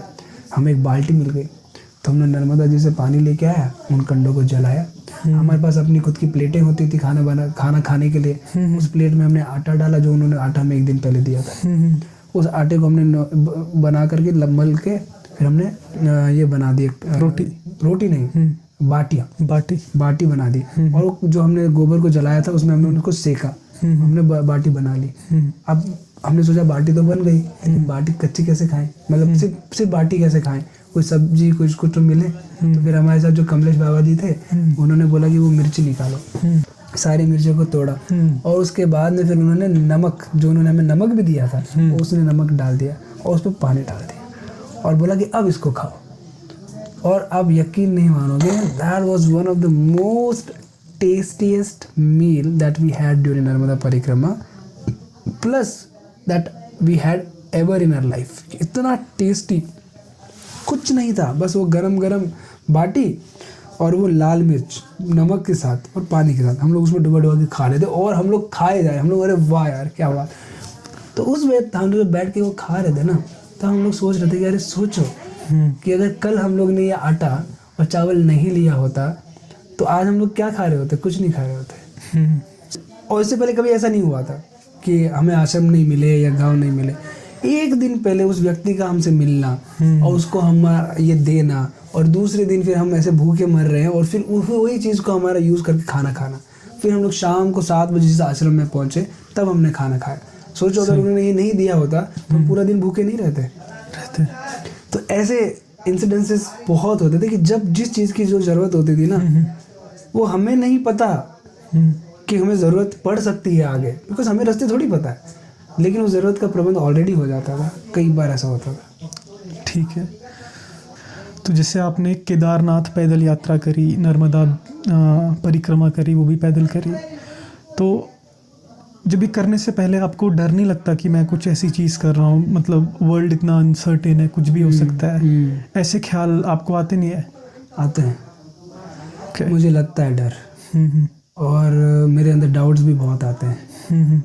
पर क्या होता है ना, मेरे अंदर जो whatever feeling that I have, जो कॉलिंग है, वो इतनी स्ट्रांग होती है कि वो उस डर उसके सामने छोटा पड़ जाता है। और वो इतना करने का मन करता है कि नहीं जाना ही है, करना ही है। तो somehow फिगर आउट हो जाता है। जैसे मुझे कुत्तों से डर लगता है, फिर भी मैंने नर्मदा परिक्रमा करी, फिर भी मैंने केदारनाथ यात्रा करी, और अभी भी मैं कोई यात्रा करूँगा तो मेरा सबसे मेन कंसर्न यही रहेगा कि यार रास्ते में कुत्ते आएंगे तो मैं क्या करूँगा। But still somehow I still do it, because वो अंदर की जो तड़प है, जो जिज्ञासा है, वो इतनी ज़्यादा स्ट्रांग है कि ये डर उनके सामने थोड़े से फीके पड़ जाते हैं। ठीक है। वहाँ एक दिन मैं जब परिक्रमा कर रहा था ना, मैंने बोला मैं नंगे पैर चल रहा था, तो थक गया था बहुत। कच्चा रास्ता था, पत्थर चुभ रहे थे, तो चलते चलते हालत ख़राब हो गई। और एक महाश्रृंगी महाराज का एक आश्रम है, तो उस आश्रम में मैं पहुंचा, और मेरी शक्ल देख करके एक वहाँ पे आश्रम में एक आदमी था जो पहचान गया था कि मेरी हालत ख़राब है भाई, थक गया है इंसान। और एकदम चेहरे पे तेज उस आदमी के, राजस्थान से था, बाद में पता चला वो राजस्थान से है। अच्छा। और उनका काम यही था कि वो हर बार जब भी नर्मदा परिक्रमा का सीज़न आता है तब वो परिक्रमा वासियों की सेवा करने के लिए जोधपुर से रहते हैं, वो जोधपुर में, जोधपुर को छोड़ करके वो महाशृंगी महाराज के आश्रम में आते हैं, ठीक वो है। सेवा देते हैं। हाँ। तो उन्होंने देखा कि मैं आ रहा हूँ ऐसे, हाँ जी।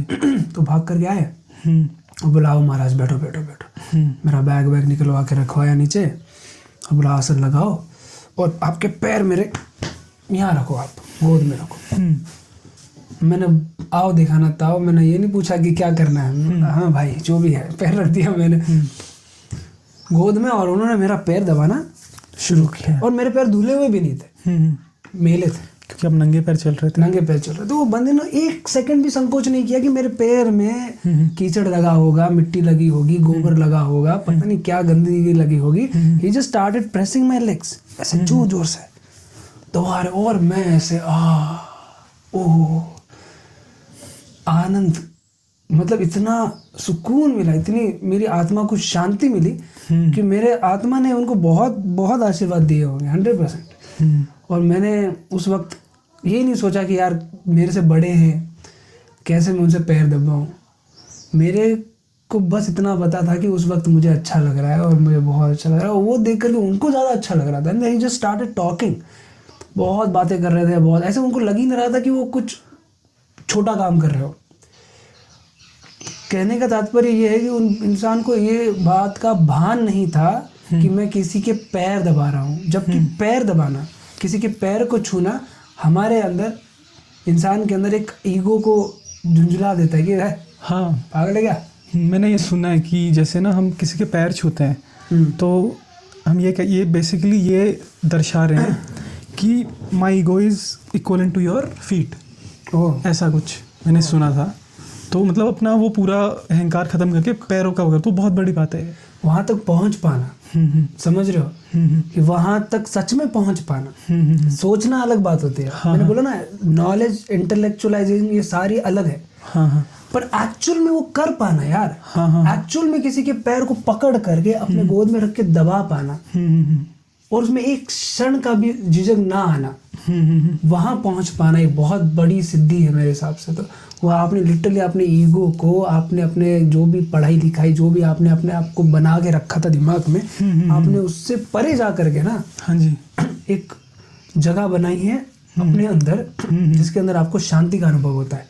वो जगह बनाने के लिए आपको बहुत कष्ट करने पड़ते हैं, बिकॉज जिस दुनिया में हम लोग रह रहे हैं, हाँ जी, वहाँ पे वो जगह बनना नामुमकिन है अगर आपके पास कोई आधार ना हो। आधार एज इन एक ऐसा जरिया ना हो, एक ऐसा रास्ता ना हो जो आपको वहाँ पहुँचा सके। और मेरे अनुभव में वो रास्ता मेरे अनुभव में अध्यात्म रहा है, और अध्यात्म से ज़्यादा रिलीजन रहा है। जिस रिलीजन से, since we think कि hey, I cannot be religious, you know, I'm not religious, I'm spiritual. But I feel if you are a religious person, it helps you. तुम्हें वो छोटा नहीं करता।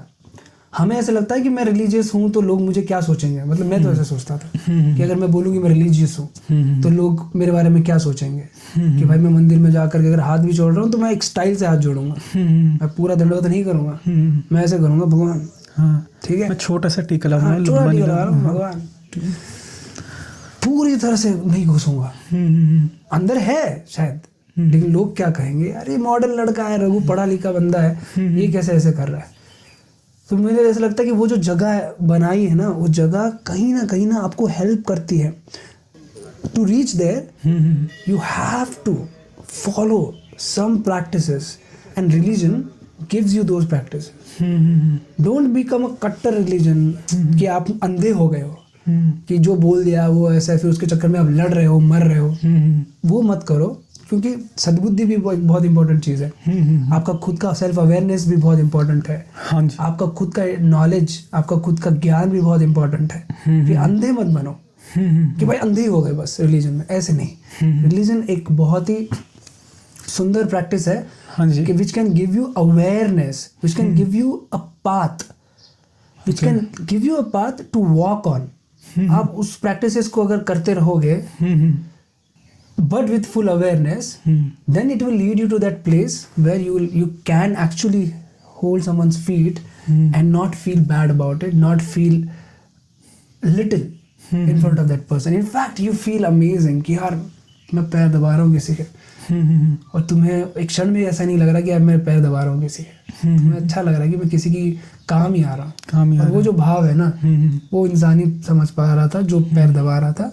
मैं तो उस वक्त मेरी आंखें बंद थी, मैं तो बस फील कर रहा था। तो जो वो इंसान था उसने नर्मदा परिक्रमा कर रखी थी। है। अच्छा, तो शायद ऐसा भी कुछ हो सकता है ना कि उन्हें पता है कितनी कठिन यात्रा है और कैसे गुजरता है इंसान उससे। बिल्कुल बिल्कुल। उन्होंने क्या बोला पता है? हाँ जी। उन्होंने अपनी कहानी बताई मुझे।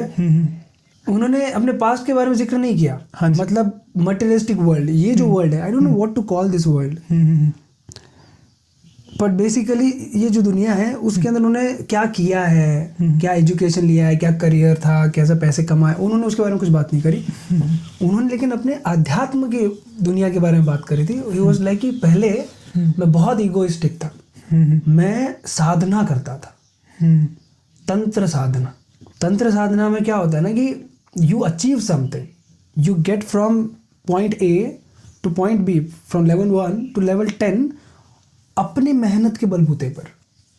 कि आपने 30 दिन की साधना करी, कठोर साधना, आपने 50 दिन की कठोर साधना करी, what ever your Sadhana is, आप उसमें डेली 3 घंटे लगा रहे हो या 6 घंटे लगा रहे हो या 10 घंटे लगा रहे हो, आप उसमें शायद बहुत सारा खाना नहीं खा रहे हो, कुछ सिंपल खाने खा करके उस साधना को कर रहे हो, आप शायद उसको रात भर बैठ करके कर रहे हो। Basically you are putting your efforts, मेहनत कर रहे हो, and then you reach somewhere. So it's like a medal for you. जैसे अगर आप एक स्पोर्ट्समैन हो तो आपने बहुत मेहनत करी ना, हाँ जी, करी, फिर आप कंपटीशन में गए और कंपटीशन में आप जीते और आपको गोल्ड मेडल मिला, तो आपके अंदर एक फीलिंग होती है अचीवमेंट की कि हाँ मैंने गोल्ड मेडल जीता है, मैंने कर दिखाया है। तो आपके अंदर एक वो होता है कि मैं, ego. He was like that. He said कि पहले मैं ऐसे था और मैं किसी को कुछ भी नहीं समझता था, मैं मतलब मैं ही हूँ, मैं कर सकता हूँ, मेरे मन में अगर आया ना कि मुझे ये अचीव करना है तो मैं कर लूँगा। वो अहंकार मेरा चूर हुआ जब मैंने नर्मदा परिक्रमा करी। ओके। उन्होंने बोला जब मैं नर्मदा परिक्रमा करने निकला तो जब मुझे लोगों के सामने हाथ फैलाने पड़े, जब मुझे धूप लग रही है तो मुझे छाँव की ज़रूरत पड़ी, जब मुझे भूख लग रही है तो मुझे खाने की ज़रूरत पड़ी, और जब मेरी तबीयत खराब हुई तब मुझे मदद की ज़रूरत पड़ी, तब मुझे समझ में आया कि भाई हर कुछ तू अकेला नहीं कर सकता, तुझे ज़रूरत भी है लोगों की। हाँ जी। और धीरे धीरे करके उनका जो अहंकार था वो नष्ट हुआ और उनको पता चला कि ओ शिट, वहाँ उनको रियलाइजेशन हुआ इस बात का कि मैं कितना ईगो में हूँ, मैं कितना ज़्यादा अंधा हो गया हूँ अपने इस ईगो से, कि that I am not connecting with that essence of humanity. We are all humans, but do we actually feel that we are humans? Do we actually practice being human? We don't, because we don't really understand what humanity is. We know humanity, we have read about humanity, but there's huge difference in knowing and actually doing and practicing and feeling. तो उनका वहाँ वो भ्रम चूर हुआ, अपना ego खत्म हुआ, और देन उसके बाद में उनको लगा कि भाई तेल लेने गया सब कुछ, सेवा परमो धर्म, मैं सेवा ही करूँगा, मुझे और कोई साधना नहीं करनी है। I just want to do seva, क्योंकि जो शांति, जो अनुभव उनको सेवा में मिला, जो प्रेम, जो उनके चेहरे पे चमक और जो मतलब एक होती ना खुशी की जो लहर थी, वो उनको जो सेवा से मिल रही थी वो उनको किसी और में नहीं मिल रही थी। सही। Because what ever he was achieving through other things, that was feeding his ego, but whenever he was coming to use to someone, अब उन्होंने जो भी तंत्र साधना करके जो भी सिद्धियां प्राप्त करी होगी, लेकिन जब वो मेरा किसी इंसान का पैर दबा रहे हैं, तो वो पैर दबाने का जो अनुभव उनके दिल को जिस तरह से छू रहा था, वो शायद उस सिद्धि को अचीव करने के बाद में वो मैच नहीं कर सकते वो emotions. Those emotions are very different. And then he realized that कि क्या असली मजा तो यार सेवा करने में है, असली आनंद तो सेवा करने में, असली पीस तो सेवा करने में है। So he travels from Jodhpur to Narmada. Every year he comes to and do the seva. माँ सिंह महाराज के आश्रम में, and then he stays there for a month at least. Great. And then he does selfless सेवा। और I love meeting him, बहुत अच्छा लगा उनसे मिलकर। Nice nice. आप ऐसे एक और बता रहे थे कि एक बाबा थे, वो बहुत बूढ़े थे। जब हमारी सुबह कॉन्वर्जेशन हो रही थी तो आपने बताया कि उन बाबा ने आपकी मदद करी, जैसे आप बहुत भूखे थे, वो इतने बूढ़े हैं फिर भी उन्होंने, आप इतने सारे जने थे उनके लिए खाना बनाया। नहीं वो अलग, मतलब बूढ़े नहीं थे वो। ये हमारे स्टार्टिंग के तीसरे या चौथे दिन की बात है, और हम लोग 3, 2, 5 और 6 लोग थे हम। हाँ जी। और एक और गांव वाले थे, वो भी बहुत इंटरेस्टिंग आदमी थे। उनकी वो तीसरी या चौथी परिक्रमा थी। उससे पहले उन्होंने 2-3 बार परिक्रमा करने की कोशिश करी, लेकिन हर बार वो खंडित हो गई, कंप्लीट नहीं कर पाए वो। तो इस बार वो कर रहे थे पूरे ध्यान के साथ कि खंडित ना हो। तो हम लोग 7 लोग थे। हाँ जी। तो हम तीसरे या चौथे दिन एक ऐसी जगह पे पहुंचे, थके हुए, और वो गांव से बहुत दूर एक बाहर कहीं खेतों के बीच में एक छोटी सी कुटिया बना करके एक बाबा जी रह रहे थे। सन्यासी थे वो। उनका जो अखाड़ा था वो त्यागी अखाड़ा था, मतलब वो त्यागी थे बेसिकली। तो उनकी उम्र अंदाजन मैं बोल सकता हूँ कि 26-27 साल की होगी, मेरे से भी छोटे थे वो। अच्छा। और इनफैक्ट हम जितने भी लोग थे, नहीं दिनेश और हर्ष के अलावा बाकी सबसे वो छोटे थे। तो उन्होंने 7 लोगों के लिए रोटियां बनाई, सब्जी बनाई, दाल बनाया, चावल बनाई। हमारे साथ 2 ऐसे लोग थे जो कि सब्जी रोटी नहीं खाते, वो फ्रूटेरियंस थे, और या फिर वो तेल का बना हुआ खाना नहीं खाते थे। तो उनके लिए उन्होंने कंडे नहीं, कंद जो है वो उन्होंने गर्म किए। कंद मतलब रूट्स। हाँ जी। रूट्स उन्होंने जो खीरे होते हैं कोयले के, उसके अंदर डाल करके उसको भी पकाया और उनको दे। इतनी सारी चीजें करी for no reason. He was not getting paid for it. We pay money तब जाकर के हमारे पास कोई सेवा पहुंचती है। हाँ जी। वो सिर्फ इसलिए कर रहे थे क्योंकि परिक्रमा वासियों को वो सेवा देना चाहते थे। और उन्होंने वो जगह भी इसलिए चूज करी थी क्योंकि उस जगह पे आसपास में कोई भी गांव या कोई भी आश्रम नहीं था, क्योंकि परिक्रमा वासियों को रात में रख सके, उनको खाना खिला सके। So he chose very thoughtfully, and he must be like 26-27 year old guy जो अपनी सेवा कर रहा है, और उसकी सेवा ही उसकी साधना है। मैंने को एक बार जब हम लोग भोजन बना रहे थे रात में, तब उनसे मुझे पूछा भी मैंने कि आप सेवा करते हो तो आप अपनी साधना कब करते हो? क्योंकि जो भी साधु सन्यासी स्वामी जो भी लोग होते हैं, उनकी अपनी एक साधना होती है, चाहे वो मेडिटेशन के रूप में हो, चाहे वो पूजा के रूप में हो, चाहे वो कोई दूसरी मंत्र जप या जो भी whatever they have their own rituals और साधना वो करते हैं। तो मैंने उनको पूछा कि आप अपनी साधना कब करते हो जब आप इतनी सेवा में लगे रहते हो? तो उन्होंने क्या बोला पता है? कि सेवा ही मेरी साधना है। Okay, this is my sadhana, to make sure कि जो भी यात्री है, जो भी परिक्रमावासी है, उनको मैं भोजन दे सकूं, पेट खाना खिला सकूं, और उनको रात में सोने के लिए मैं जगह दे सकूं। दैट इज माई सेवा। हाँ जी, हाँ जी, दैट वाज इट। एंड उन्होंने हमको एक बार भी काम करने नहीं दिया। हम बोले हम थोड़ा सा मदद कर देते हैं, ये कर देते हैं। हम लोग उनके चूल्हे के पास, कुटिया में छोटे से चूल्हे के पास सबने सर्कल बना करके हम लोग बैठे हुए थे और उनसे बातें कर रहे थे। हाँ, and we were asking such stupid questions to him. मतलब मूर्ख सवाल ही थे हमारे लिए। उनके लिए तो ये था कि क्या बातें कर रहे हैं यार लोग, क्या बकवास कर रहे होंगे। But he was very polite, and वो बहुत अच्छे से हमारे सवालों का जवाब भी दे रहे थे, जो भी हम लोग स्टूपिड क्वेश्चंस पूछ रहे थे उनसे। And then next day in the morning हम लोग सोचे कि चलो अभी चलते हैं। अर्ली मॉर्निंग हम लोग उठे, नर्मदा जी में हमने स्नान किया, कपड़े वपड़े चेंज करके हम लोग निकलने लगे। तो उन्होंने बोला कि कहाँ जा रहे हो? तो मैंने बोला कि अरे सुबह का टाइम हो गया, बस चलते हैं बाबा जी नर्मदे हर। तो उन्होंने बोला नहीं आप पहले भोजन करो, बाल भोग करो। बाल भोग इज नाश्ता। हाँ जी। तो बोला कि आप पहले बाल भोग करो, बढ़िया चाय पियो, और फिर चलो आगे। आपको पता नहीं कहाँ आश्रम मिलेगा, कहाँ गांव मिलेगा, कहाँ खाओगे, कहाँ क्या करोगे, खाली पेट मत जाओ, भोजन करके जाओ। तो मैंने बोला ठीक है, बताइए आप क्या क्या करवाओगे बाल भोग में, उस पर हम लोग डिसाइड करेंगे हमें रुकना है या नहीं रुकना है। ठीक है। तो उन्होंने बोला आपके लिए बढ़िया, मैं आटे का हलवा बनाऊंगा घी डालकर, अरे वाह, और आपके लिए बढ़िया दूध की चाय बनाऊंगा, वो आप पाना और फिर जाना। हमने एक दूसरे को देखा, ठीक है वाला, और क्या चाहिए अपने को, ठीक है डन। देन जो कुटिया थी, उस कुटिया से नर्मदा जी को क्रॉस करके आगे एक गांव है, वहां से वो दूध लेने के लिए गए। He walked by himself, he went there, दूध लाया, आए, फिर उन्हें हलवा बनाया, उन्होंने अपनी चाय बनाई और हमको खिलाया पिलाया, और फिर उन्होंने बोला कि अब आप आराम से जाइए। पता है, हाँ जी, वो जो फीलिंग थी, दैट वाज द स्टार्टिंग के 3rd या 4th डे ओनली। हाँ जी, वो जो हमें भाव मिला, जो अनुभव मिला कि जिस तरह से वो सेल्फलेसली विदाउट एक्सपेक्टिंग एनीथिंग वो हमारी सेवा कर रहे थे, हमारे लिए कुछ कर रहे थे. हाँ जी. He must be doing that every single day for 6 to 7 months. जितने भी नर्मदा परिक्रमा वासी आते होंगे उनके लिए, बिना कोई एक्सपेक्टेशन के.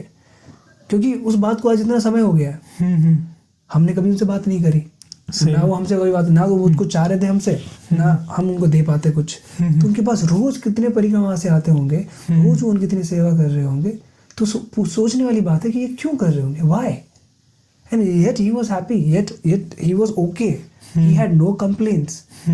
बहुत ही विनम्रता से, बहुत ही प्यार से. एक ऐसे लोग होंगे जो कि बेवकूफ़ हैं, जिनकी हरकतें बच्चों जैसी हैं. हमारे साथ 2-3 यंग भी लड़के थे और हम भी बच्चे जैसे ही थे बेसिकली. हाँ जी. पता नहीं उनके नाक में दम कर दिया होगा हमने. उनके घर में एक होता है ना कि आप रेस्पेक्ट से रहते हो, और एक तो है कि आप हक से रहते हो कि हम आ गए आप आश्रम में, हमारे ये चाहिए. हमने ये सब भी हरकतें करी होंगी, हमें नहीं पता. But yet he must have, उनके चेहरे पे शिकंज नहीं थी बेसिकली. समझिए. Just accepted us the way we were and हमारी फिर भी सेवा करी. आप तो अगर होटल में भी चले जाओ और आप अगर दादागिरी करो, ऐसे करो, तो होटल वाला भी आपको बोल देगा कि देखो सर, है ना, पैसा दे रहे हो, इसका मतलब ये नहीं कि आप हमारी ये कर दो. सही बात है. वहाँ तो कुछ भी नहीं था उसके बावजूद. And he was doing this every single day for no man, I don't know for how many years, selflessly. या जैसे आप लोग बात कर रहे थे, हमारे घर में भी अगर कोई मेहमान आता है तो 1 बार 2 बार 3 बार हम अच्छे से उसको रखते हैं. 4थी बार भी बोलते हैं यार भाई देख, इसका ध्यान रखा कर, ये मत किया कर, वो मत किया कर, है ना, ठीक है ना. सही बात. ऐसा थोड़ी होता है, ऐसा बोलेंगे ना, we lose our patience. But look at that guy, why that was the big question that I had जब हम लोग चल रहे थे. पर उसने एक परिवर्तन ले आया, अंदर एक भाव छोड़ दिया उसने. मजा आ गया उस चीज को देख करके. फिर 2 या 3 दिन हुए थे, वापस एक आश्रम में पहुंचे. बहुत बड़ा आश्रम था. गाँव वालों ने बोला कि वहाँ जाना, बहुत बड़ा आश्रम है, बाबा का नाम बहुत फेमस है उस एरिया में, मैं नाम नहीं लूँगा. ओके. वो भी बुजुर्ग थे. हाँ जी. और वो बोलते हैं ना, लंगोट वाले बाबा जी थे, जो ही ओनली वो दैट लंगोट, उसके अलावा कुछ नहीं पहनते थे. और ठंडी का टाइम था तो उन्हें धुनी जला रखी थी बाहर, और उसके पास लेटे थे.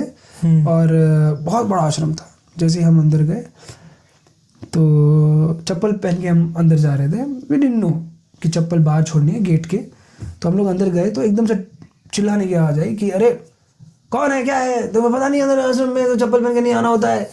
हम लाइक ओह सॉरी हमें नहीं पता था, क्षमा करना, हमने चप्पल बाहर रखी, अंदर आए वापस. कौन हो तुम, क्या कर रहे हो तुम.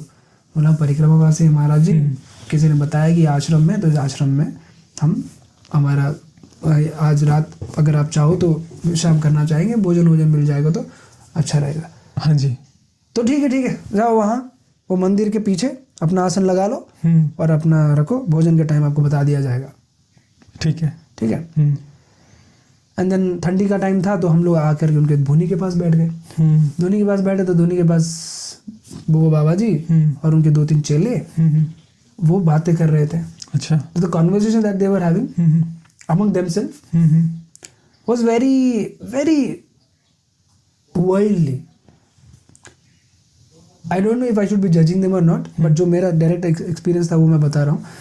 They were talking about money, they were talking about power, they were talking about politics, and they were using lot of such words जो कि शायद आप नॉर्मली लोगों के सामने इस्तेमाल नहीं करोगे. अभद्र भाषा का इस्तेमाल कर रहे थे, गंदी गालियां दे रहे थे. और हम लोग थे जिसमें 2-3 लड़कियां भी थी.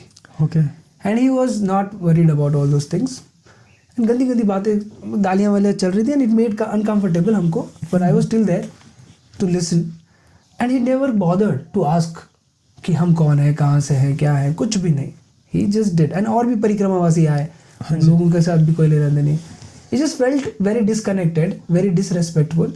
And it just made me realise कि कितना अंतर है कि this baba is very popular and इनके पास बहुत पैसा है, बहुत समृद्धि, बहुत महंगी गाड़ी थी उनके पास, इतना बड़ा आश्रम था, उनके पास 15-20 लोग थे जो काम कर रहे थे, और वो लंगोट पहन करके बाहर लेटे हुए हैं. But that doesn't make any difference.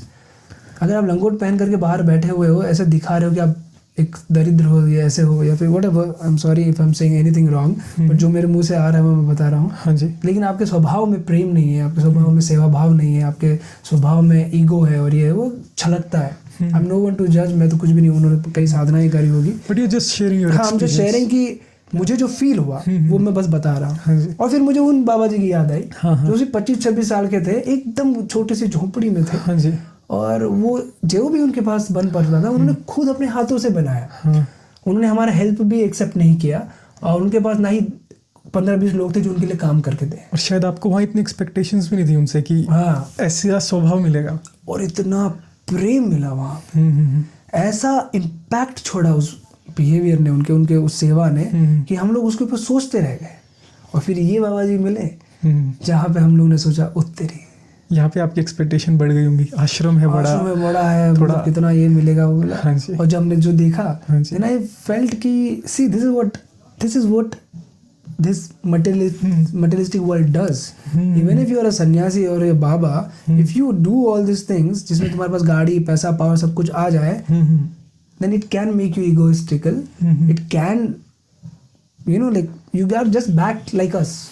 संन्यास ले लिया है आपने, लेकिन आप फिर हमारे जैसे ही हो, हाँ जी, कुछ अंतर नहीं है आप में, सही बात आपके है। इसमें कुछ बदलाव नहीं आया। हाँ जी, तो आप दिखने में तो बाबा जी हो, हाँ जी। लेकिन आप हमारे जैसे ही हो, हम भी वैसे ही हैं, आप भी वैसे ही हो। तो इस यात्रा में आपको बूढ़ा और एक बूढ़ी जी भी मिले, बिल्कुल मिले। तो उनकी कहानी बताइए कि वो वहाँ पे क्या कर रहे थे, वो क्यों सेवा कर रहे थे। हाँ, महेश्वर में एक आश्रम था, वहाँ पे हम गए थे, तो वहाँ पे एक बुजुर्ग थे, हाँ जी, कपल थे, वो मैरिड थे, हाँ जी, तो वो भी सेवा कर रहे थे। मतलब वो भी नर्मदा परिक्रमा वासियों के लिए खाना वाना बनाते, खुद बनाते हैं अपने हाथों से, और बर्तन धोना ये सब खुद कर रहे थे वो। हाँ जी, चलो हम भी एज ए वॉलंटरीली हम भी जाकर उनकी मदद कर रहे थे कि हाँ दादी जी बताइए क्या करना है, तो हम थोड़ा काट बांट देते थे, थोड़ा बर्तन कर देते थे, बट स्टिल वो बोलते थे कि हम पिछले इतने साल से इतनी सेवा कर रहे हैं जो भी परिक्रमा वहाँ से आते हैं उनकी।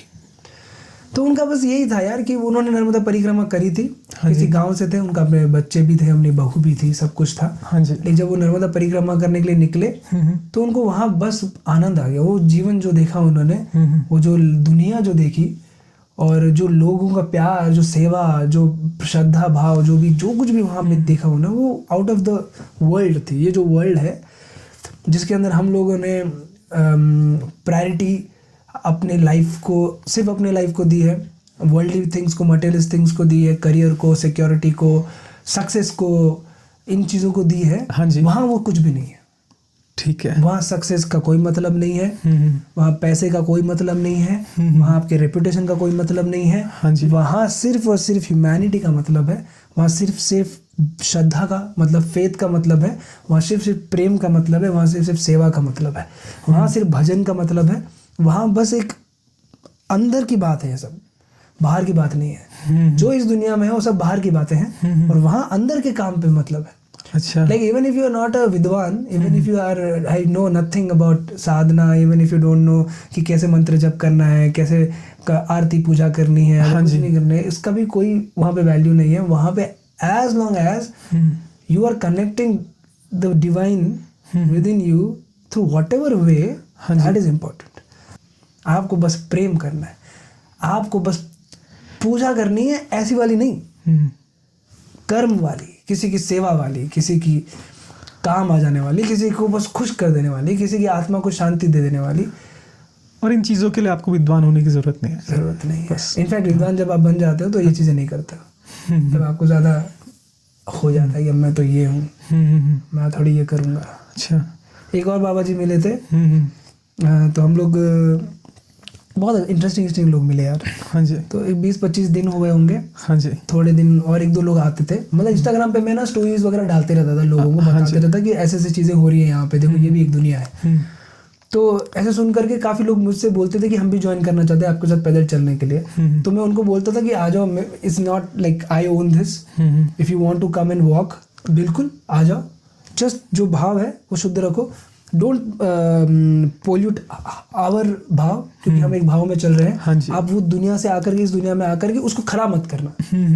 मैं एक अलग भाव में चल रहा हूँ, आप उसमें आओगे फिर वहाँ की बातें लेके आओगे कि मैंने ये किया, वो मत करना। आप भी चलो, मैं भी चलूँगा, बस अच्छी बातें करो, कोशिश करो कि कुछ समझो, किसी को हर्ट ना करो, चीज़ें खराब मत करो। तो ऐसे कुछ लोग आ रहे थे, तो ऐसे कुछ लोग और भी आए थे हमारे साथ, जुड़े थे। हाँ जी, तो ऐसे गांव में हम एक जा रहे थे, क्या बात है। वहाँ पे हम लोग बैठे हुए थे और एक झोपड़ी के अंदर हाँ जी। एक बाबा जी थे, मस्त ड्रेडलॉक्स से, और बूढ़े से वाइट और ब्राउन हेयर हो गए उनके, और एक चूल्हा, चूल्हे पे वो अपने हाथ से गेहूं की रोटियां कब मोटा मोटा वो बनाते हैं, क्या बोलते हैं उसको, मैं भूल गया, याद आएगा शब्द तो मैं बताता हूँ। तो ऐसे करके कि वो चूल्हे पे बना के हम रख रहे थे, इतनी सारी बना दी होंगी उन्होंने। बेसिकली मोटी रोटियां। हाँ, जो कि हम लोग बाजरी और जवार बनाते ना, ऐसे वो गेहूं की बना रहे थे। अच्छा अच्छा। टिक्कर, उसको टिक्कर बोलते हैं, टिक्कर, वो बना दिए थे उन्होंने, वहाँ रख दी थी। मज़ा आ गया। हम बाहर बैठ करके उनको ऐसे देख रहे हैं। सज्जन थे जो वहाँ पे आश्रम में थे, यंग थे, वो आए और मुझे बोले कि आप क्या देख रहे हो? मैं बोला बस देख रहे हैं बाबा जी जो टिक्कर बना रहे हैं, वो देखने में बड़ा आनंद आ रहा है। तो उन्होंने बोला कि अच्छा एक बात बताओ, आपको क्या लगता है कि बाबा जी का पास्ट क्या रहा होगा? तो कपड़ों वपड़ों से देख करके मुझे लगा कि बाबा जी शायद कोई गांव से होंगे। तो बोला होंगे कोई गांव से, फिर उन्होंने संन्यास वन्यास ले लिया होगा और यहाँ पे अब सेवा कर रहे होंगे। तो उन्होंने बोला कि ये बात तो सच है कि उन्होंने संन्यास ले लिया और वो सेवा कर रहे हैं, पर वो गांव से नहीं है, वो एक बहुत ही अच्छी फैमिली से आते हैं और उन्होंने लाइफ के अंदर बहुत कुछ अचीव कर रखा है। उन्होंने बहुत पैसा कमा रखा है, ना कि सिर्फ भारत में, उनकी कंपनीज, उनके इंडस्ट्रीज, जो भी काम वो करते थे वो पूरी दुनिया में फैले हुए हैं और हर तरफ उन्होंने बहुत पैसा कमाया, बहुत कुछ किया है। और like he is very well known in his world. पर वो छोड़ करके उन्होंने सारा दान धर्म सब मतलब रेनशिएट कर दिया उन्होंने, एंड नाउ ही इज सन्यासी। और पिछले कुछ साल से वो सिर्फ एक ही काम करते हैं, जो भी परिक्रमावासी आते हैं उनकी सेवा करते हैं। नाइस। मैं बोला हाँ, मैं उनको देख रहा हूँ, किसी भी एंगल से नहीं लग रहा कि ये बंदा करोड़पति होगा, एक मिलियनर होगा, पढ़ा लिखा होगा, दुनिया घूम चुकी होगी, क्योंकि दूर से दिखने में तो एकदम ही साधारण इंसान लग रहे थे, धोती फटी हुई और ऐसे कपड़े पहन करके डेडलॉक थे और हाथों से रोटियां बना रहे हैं। And he was not talking, he doesn't speak. उन्होंने बोला कि वो ज़्यादा बात नहीं करते किसी से, आप जानने की भी कोशिश मत करना, ही वोंट एंटरटेन यू, क्योंकि वो एक अलग ही माइंडसेट में रह रहे हैं। So I was like why now, why would somebody do that?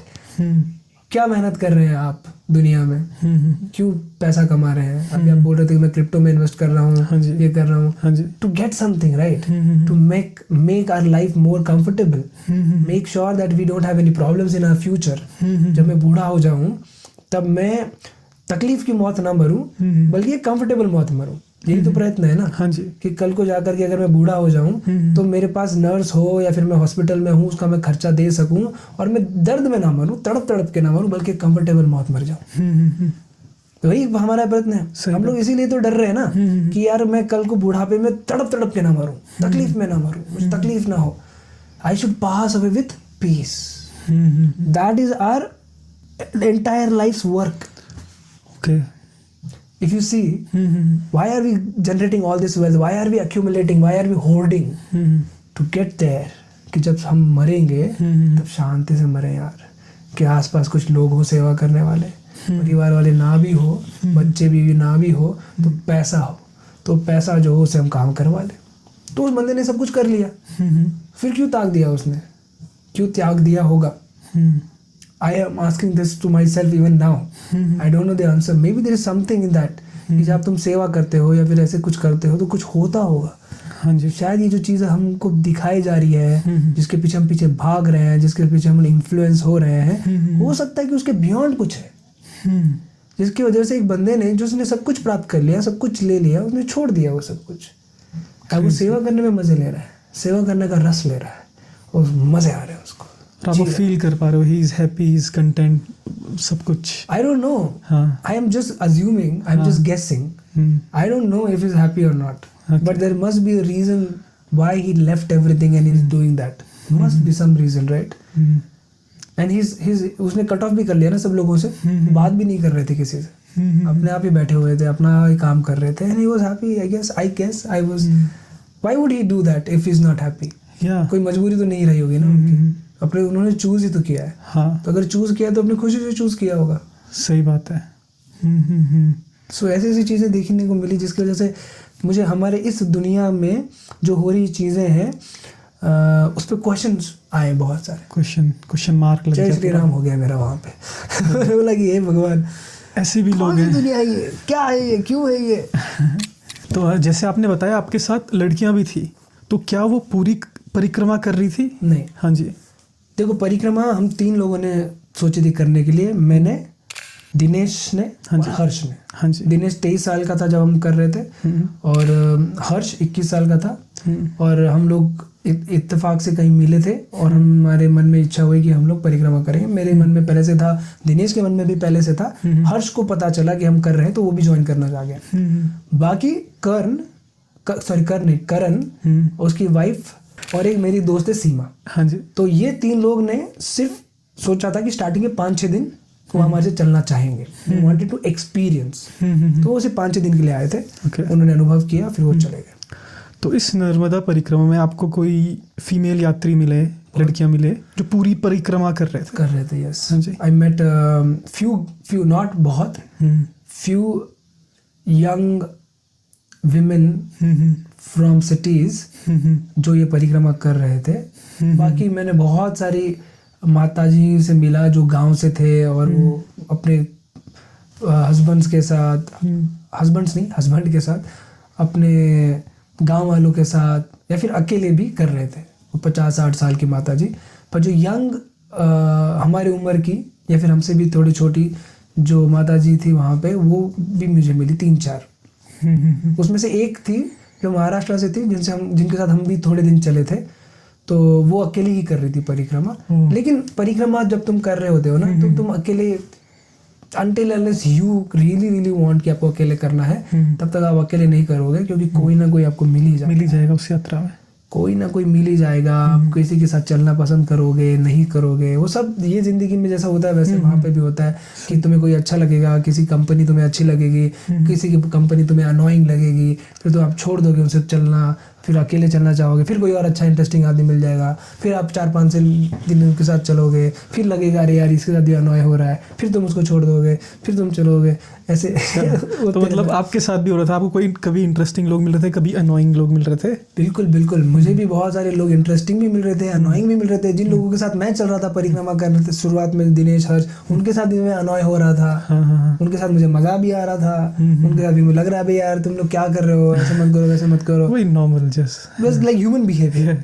So I have understood one thing कि we are all humans, even if somebody is on a path of spirituality, these are human traits which will stay in us until and unless we really work hard to control our mind and get there.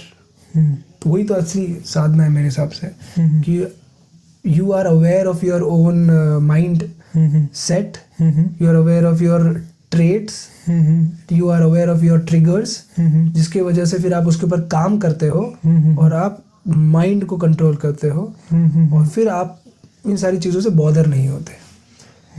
तब तक जब तक तुम ये नहीं कर रहे हो, तो आप कितने भी बड़े विद्वान हो जाओ, कितना भी एक्सपीरियंस ले लो, तुम समझ जाओ you are still just like everyone else, just like who I am. मैं भी एकदम लाइक एवरीवन एल्स। मुझे समझ में आया, दिखा, लेकिन मैंने अब तक प्रैक्टिस नहीं किया है। मुझे समझ में आया कि वो अच्छा एक व्यक्ति होता है जो इतना मेहनत करता है, ही becomes so powerful that he can control his mind. वो व्यक्ति सच में पूजनीय है। व्यक्ति सच में एक है कि भाई he has really worked hard on getting there. Now that is an achievement. Okay, इस यात्रा में आपको इतने इंटरेस्टिंग लोग मिले और ऐसे ऐसे अनुभव हो रहे हैं आपके साथ। कभी आपको ब्रेकफास्ट में हलवा मिल रहा है, अलग अलग वो मिल रहे हैं, लोग मिल रहे हैं जिन्होंने दौलत शौहरत छोड़ के सेवा कर रहे हैं, और आपकी इस यात्रा को सपोर्ट कर रहे हैं, है ना? आपको मज़ा तो बहुत आ रहा होगा इसमें, बहुत। पर क्या ऐसा कोई दिन था जब आपका मन हुआ कि मेरे को ये नर्मदा परिक्रमा क्विट कर देनी चाहिए? नर्मदा परिक्रमा मैंने जैसे बोला ना, मैं नंगे पैर कर रहा था। हाँ जी। स्टार्टिंग के 7-8 दिन में नंगे पैर नहीं कर रहा था, बट एक साधु जी मिले, उन्होंने बोला कि मेरे पास एक एक्स्ट्रा शॉल है, अगर किसी को चाहिए तो आप रख सकते हो। मेरे पास स्लीपिंग बैग थी, हाँ जी, ठंड बहुत थी, तो sleeping bag was not enough, तो मैंने उनसे शॉल ले ली।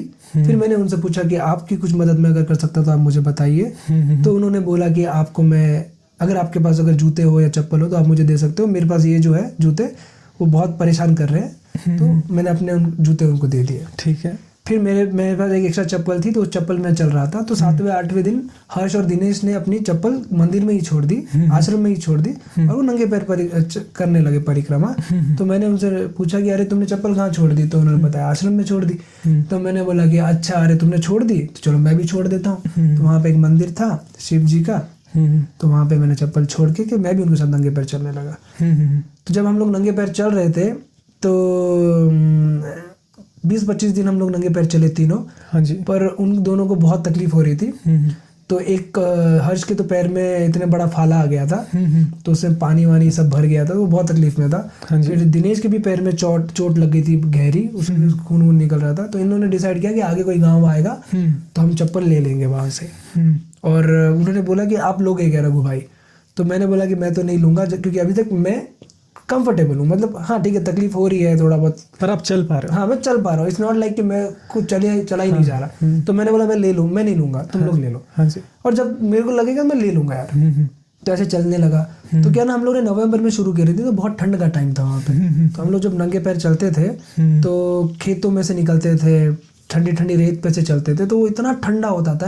और खेत के अंदर ना ड्यू की वजह से और स्प्रिंकलर्स की वजह से पानी होता था, तो पानी और भी ठंडा हो जाता था, एकदम फ्रीजिंग चिलिंग हो जाता था। कि जब हम लोग नंगे पैर चलते थे, उसका ठंड जो है मेरे हड्डियों से चढ़ करके मेरे घुटनों तक आ जाता था। कि I used to feel that cold all the way here. सोचो कितना ठंड होगा कि यहाँ तक पहुँच गया। और शायद आप धोती में कर रहे थे। 2 दिन में चल रहा था। वो पतला सही होता है और ठंड तो बहुत लग रहा बहुत ठंडी लग रही थी, लेकिन उस वक्त भी बहुत मजा आ रहा था। मतलब तकलीफ तो हो रही थी, बट एक बार भी मुझे ऐसा नहीं लगा कि मुझे नहीं करना है। कंटिन्यू था, मैंने उसमें कोई दिक्कत नहीं आई।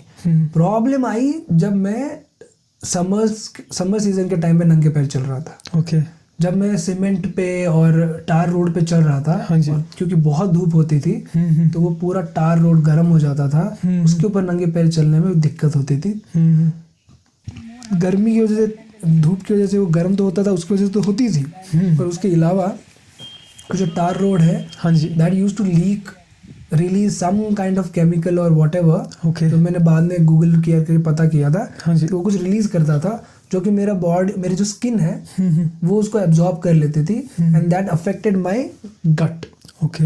और उसकी वजह से मेरे को खाना डाइजेस्ट करने में प्रॉब्लम हो रही थी। मैं जो भी खा रहा था, मुझे बार बार वॉशरूम जाना पड़ रहा था। तो मैं एक स्पेशली एक बोतल भर के रखता था पानी की, कि चलते चलते मेरे को अगर लूज मोशन से फीलिंग हो रहा है तो मैं भाग करके कर लूँ। तो 6-7 बार दिन भर में वही कर रहा हूँ। तो it took me lot of time to get over it. मैंने 2-3 दिन बीच में रेस्ट भी किया, बहुत परेशानी हो गई थी। मतलब मैंने सोचा अरे यार बहुत तकलीफ हो रही है, काश ये परिक्रमा जल्दी से खत्म हो जाए। मैंने ये नहीं सोचा कि मैं निकल जाऊँ छोड़ करके, बट ये लगा कि अब बस परिक्रमा जल्दी खत्म हो जाए। इतने टाइम से अभी चला जा रहा हूँ, नाउ आई एम डन। मैं चाहता हूँ कि बस ये जल्दी खत्म हो जाए, just because I was feeling सिक। ऐसा हुआ था। समझ गया। और काफ़ी बहुत बेकार बीमारी है जब पेट खराब होता है ना। हाँ, मतलब काफ़ी बेकार है। मतलब खांसी जुकाम वो आप थोड़ा वो कर सकते हो उसमें, है ना, कंट्रोल, और उसमें चीज़ें कर सकते हो। पर जब पेट खराब होता है तो दिमाग, शरीर सब कुछ खराब हो जाता है। बिल्कुल। शादी और रिलेशनशिप के प्रति आपके क्या विचार हैं? मुझे शादी अपने आप में एक ऐसा नहीं लगता कि शादी करनी है। हाँ जी। यू नो, वो again since I am living a life like this which is different from the conventional life, तो I am not part of all these things. तो मैं ऐसे शादी नहीं सोचता। हाँ जी। बट हाँ, मुझे ऐसा लगता है कि कोई मेरे जीवन में हो तो और अच्छा हो। हाँ जी। एक पार्टनर, एक जीवन साथी जिसके साथ जीऊं और पता भी ना चले कि जीवन बीत गया है, टाइम का पता ना चले उसके, क्योंकि वो बहुत अच्छा लगता है मेरे को। क्योंकि मुझे ऐसा लगता है कि हम लोग यहाँ पे ना life basically in a way we are here to spend time, we only have time as our currency. बाकी हम लोग जो कर रहे हैं वो कर रहे हैं, और मेन बात है कि जितना भी टाइम हमको मिला है, दिया है, या जितना भी हमें समय बिताना है इस अर्थ पे, वो हमको बिताना है और जाना है। उससे ज़्यादा और कुछ भी नहीं है। बाद में तुम फंसो इसमें कि मुझे नाम कमाना है, मुझे पैसा कमाना है, मुझे ये करना है, मुझे वो करना है, मुझे दुनिया का उद्धार करना है, मुझे ये करना है, वो करना है, वो सब ठीक है। हाँ जी। But we are here only to spend time. So I would like to spend time in such a way which would be like कि अरे पता ही नहीं चला यार, मज़ा ही आ गया। सो ऐसा कोई जीवन साथी हो जिसके साथ ऐसी ज़िंदगी बिता सकूं कि पता ही ना चले और लगे कि मज़ा ही आ गया। कि ना समय कब बीत रहा हो, सोचना ना पड़े कि मुझे क्या करना है, मैं क्या करूं, ऐसा नहीं, बस उसके साथ होने से लगे कि पर्याप्त है, अच्छा लग रहा है, मस्त लग रहा है, यू नो। ठीक है। Simple, beautiful, it could be in any way, it could be in many ways, कि हम लोग ट्रैवल भी कर रहे हैं, कि हम लोग घर में रह करके खाना वाना उगा करके खा रहे हैं, या फिर हम लोग कुछ और कर रहे हैं, कुछ भी, जो भी हमारे दिल को भाए हम लोग करें, ज़्यादा कॉम्प्लिकेटेड नहीं, सिंपल वे, और बस वो करने में उसके साथ मज़ा आए, मुझे बहुत अच्छा लगेगा ऐसे कोई पार्टनर होना। But it's difficult to find, or maybe I am difficult, I don't know, whatever that is. But whoever I come across and I talk and try to understand, मुझे समझ में आता है कि मैंने मेरे दिमाग में बहुत सारे ifs and buts and बहुत सारे prerequisite terms and condition बना रखी है, हाँ जी। जैसे उसने भी बना रखी है। उसके दिमाग में भी कुछ ऐसा वैसा ऐसा वैसा बहुत कुछ है, तो उसकी वजह से शायद हम लोग एक दूसरे के इसमें फिट नहीं कर पाते, और फिर हम लोग सोचते हैं कि चलो ठीक है, अपने रास्ते निकलते, कोई और ढूंढते हैं। तो मुझे अभी आपसे बात करते करते ये समझ में आ रहा है कि शायद वो प्री रिक्विजिट कंडीशंस और टर्म्स एंड सारी चीज़ों को हटाना पड़ेगा, और हाँ, सिंपल चीज़ें बेसिक पता होनी चाहिए कि ज़िंदगी मैं जैसे जी रहा हूँ, जिस लाइन पे जी रहा हूँ, वैसे ही कोई और व्यक्ति होनी चाहिए, should not be completely opposite, उसके फिलोसफीज और वैल्यूज लाइफ के वैसे नहीं होने चाहिए, कि she wants to do something, you know, she is ambitious and she wants to make, you know, in this world she wants to create lot of things, वैसा नहीं, हम अलाइंड हो। सही। फिर मुझे लगता है then I can manage, you know, I can try to even kill my prerequisite terms and condition, and then I can be with someone, because I think for me it's easy, because मैं ढल जाता हूँ बहुत आसानी से कहीं पे भी, क्योंकि since I am a traveller, मेरे लिए कहीं पे भी रहना, किसी से भी बात करना, उनके लाइफस्टाइल के हिसाब से जीना, क्योंकि अगर मैं किसी के घर में हूँ, किसी के जगह पे हूँ, तो उनके तरीके से ही जीना पड़ेगा। I can not be rigid कि नहीं मेरा तो तरीका यही है, मैं तो ऐसे रहता हूँ, मैं तो ऐसे खाता हूँ, मैं तो ऐसे सोता हूँ, मेरा ये time, I can't do that, so I adapt. So I feel like if somebody comes in my life, it will be easier for that person to be with me. पर या दिस इज बेसिक थिंग कि मुझे ऐसी ज़िंदगी बितानी है, ऐसे जीवन साथी अगर मिल जाए तो I would love to have. तो आप उनसे शादी करेंगे ट्रेडिशनल वे में, या आप ऐसे बिना उसके? I don't have a problem, मैं उसमें उसको इतना ज़्यादा मानता नहीं हूँ कि ऐसा होना ही चाहिए, वैसा होना ही चाहिए, बस वो अलाइंड होना चाहिए, अलाइंड होना चाहिए। हाँ जी। But I am also romantic, you know, तो मुझे ऐसा लगता है कि अगर वो इंसान चाहे कि मैं बस अब, you know, we want to be committed to each other 100%, तो आई थिंक शादी gives you that 100% commitment कि हाँ बस हम दोनों अब एक दूसरे के हैं। तो if that person is also open to that, I would love to have that feeling. That is also a beautiful way of telling each other कि हम now we are for each other and we are, you know, committed. So उसमें भी मज़ा आएगा, सुंदर है वो भी एक ट्रेडिशन और रिचुअल। सही है। और स्वाद आ जाएगा अगर ऐसी यात्रा कर पाए आप उनके साथ, मज़ा ही आ जाएगा, मज़ा ही आ जाएगा। हाँ जी, हाँ जी। आशा करते हैं कि तुम्हारे पॉडकास्ट के थ्रू कोई सुन रहा हो, हाँ जी, और हो सके कि ऐसा कोई व्यक्ति मिल जाए, मज़ा ही आ जाए, मज़ा आ जाएगा। आप देख रहे हो ना? जो भी देख रहा है खड्डा है। Why you chose this life over a normal life? मुझे ऐसा लगता है कि आई did not choose this life, I don't have, इतना समझदार तो हूँ ही नहीं मैं तो बिल्कुल कोई भी डिसीजन समझदारी से नहीं लेता। हाँ जी। Most of my decisions are from my heart, sometimes they, most of the times they work, sometimes they don't work, but I did not choose this life. This life chose me, and I'm not being very philosophical and all, but this is how it is. क्योंकि मैंने जो plan किया था मेरी ज़िंदगी के लिए वो मैं नहीं कर रहा हूँ, कुछ अलग ही ज़िंदगी चल रही है जो मैंने कभी प्लान नहीं की थी।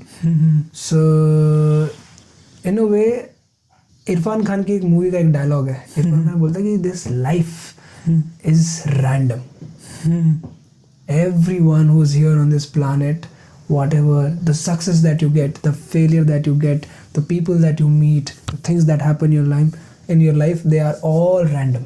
I 100% believe in that, everything is random. So when I agreed with this philosophy कि हाँ ओ रैंडम है, एक्चुअली जिंदगी बहुत रैंडम है। आपका मेरा मिलना, आपका यहाँ आना, मेरा यहाँ आना, इससे पहले मैं कहीं और था, सारी चीजें बहुत ही रैंडम है। ये 2025 जो मेरे साथ हुआ, एक भी चीज ऐसी चीज नहीं थी जो मैंने चाहिए हो मुझे ये करना है, लेकिन बहुत सारी चीजें हुई है और आई एम हैप्पी कि ये हुई है।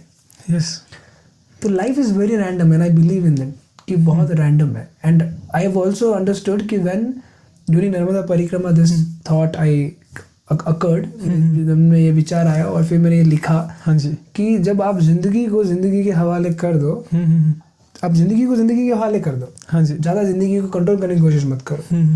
अब जब आप जिंदगी को जिंदगी के हवाले कर देते हो, हाँ जी, तब आपके जिंदगी में जिंदगी हो जाती है।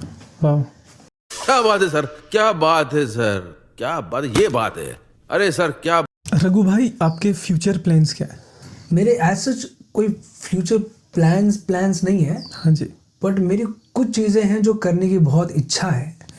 जैसे कि मुझे अंदर से आजकल ऐसी फीलिंग आती है कि I would want to live at one place for some time, since I have been a long term continuous traveler since 8 years, जहाँ पे मैं कभी यहाँ 2 महीने 3 महीने तो यहाँ 5-6 महीने यहाँ ऐसे करते करते घूम रहा हूँ। हाँ जी, I would like to spend my time at one place for at least 1 year.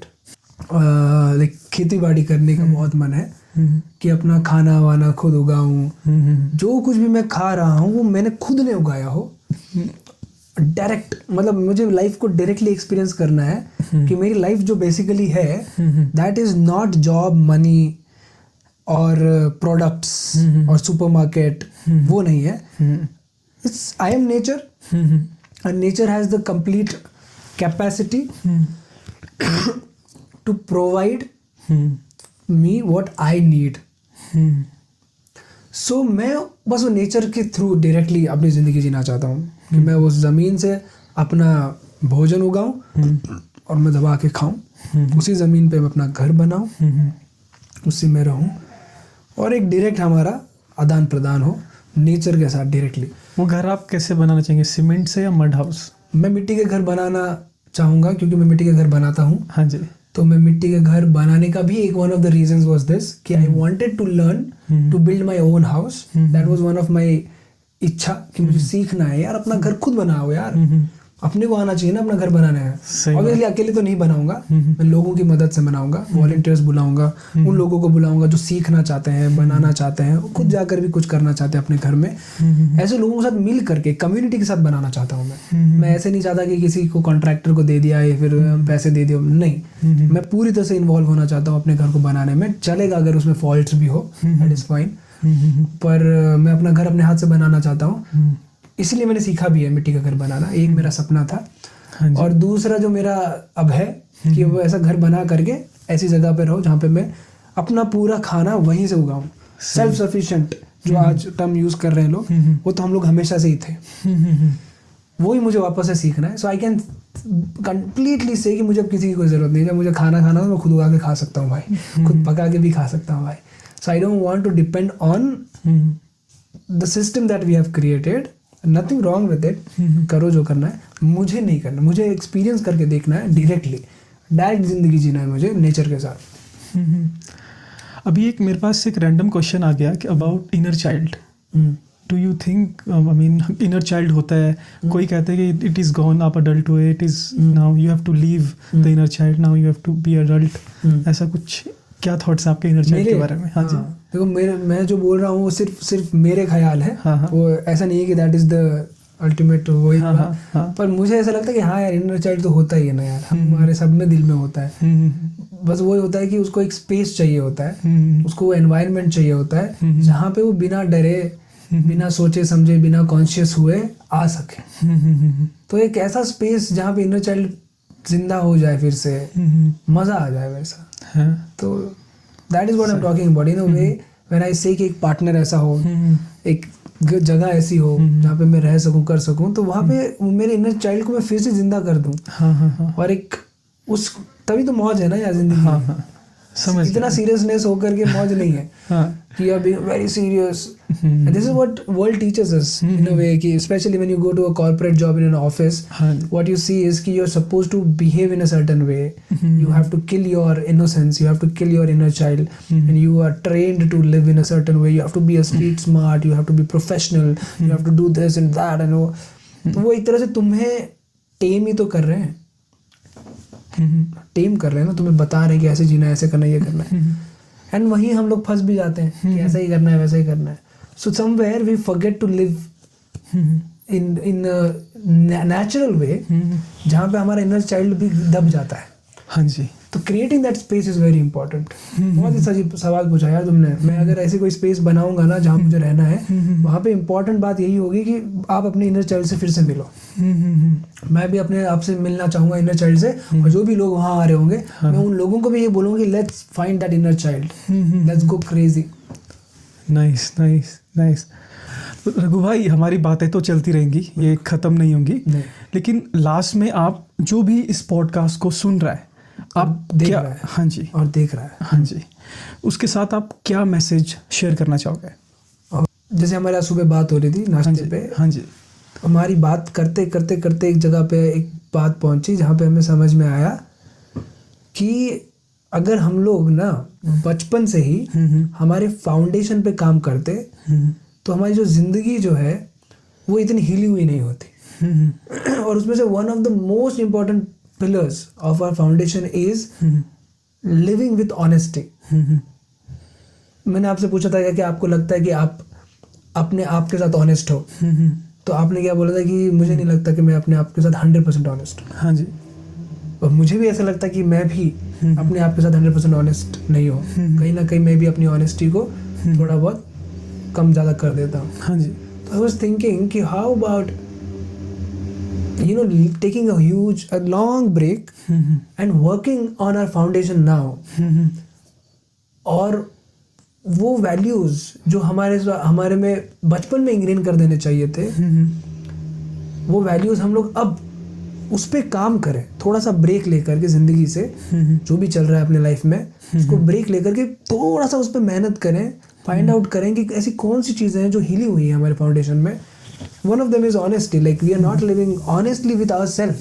We are not being honest to our own self. हमें क्या करना है हम वो नहीं कर रहे हैं. हम लोग क्या कर रहे हैं, कुछ और कर रहे हैं जो नहीं करना है. कश्मकश बहुत है हमारे दिमाग के अंदर.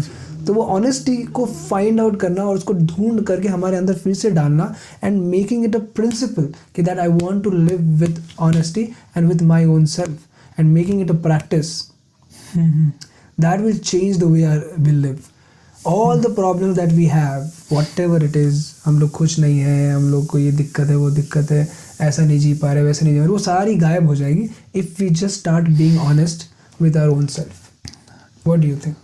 Yeah, I agree with you. बिल्कुल. Like, yeah, people are not completely honest with themselves. Yeah. होना चाहिए उनको. Yes, so this is what we need to work on ourselves and make sure कि जब हम लोग ये सीख लें, क्योंकि हमें बहुत ज़रूरत है सीखने की ये. हाँ जी. We also teach our friends, family and बच्चे, क्योंकि जो चीज़ हमें नहीं मिली बचपन में, तो हो सकता है कि हमारे जो बच्चे हैं, हाँ जी, जो भी हमारे नेफ्यूज हैं, नीसेस हैं, उन सबको बताया जाए ऑनेस्टी से जियो यार, ऑनेस्टी से जियो, ये सब तेल लेने गया कोई फ़र्क नहीं पड़ता, ऑनेस्टी से जियो. उसमें थोड़ा सा पुश करने की हम लोग कोशिश करें तो हम लोग शायद हेल्प कर दें उनके फाउंडेशन को और स्ट्रॉन्ग बनाने के लिए. मज़ा आ जाएगा. सही बात है, सही है. सो थैंक यू रघु भाई, थैंक यू सो मच. आपने ये पॉडकास्ट करा. मैं सच में बहुत टाइम से करना चाहता था आपके साथ ये पॉडकास्ट, आपसे ये बातें, और आपने फाइनली करा. और मतलब काफ़ी मज़ा आया, काफ़ी बहुत आई रियली एन्जॉयड इट. मतलब मज़ा आया. ऐसी बातें मेरी हुई नहीं है लोगों से, जिस तरह से आपका जो एक्सपीरियंस है ये परिक्रमाओं का, यात्राओं का. बहुत बहुत धन्यवाद, आपने हमारे साथ ये शेयर किया. Thank you so much. Bye.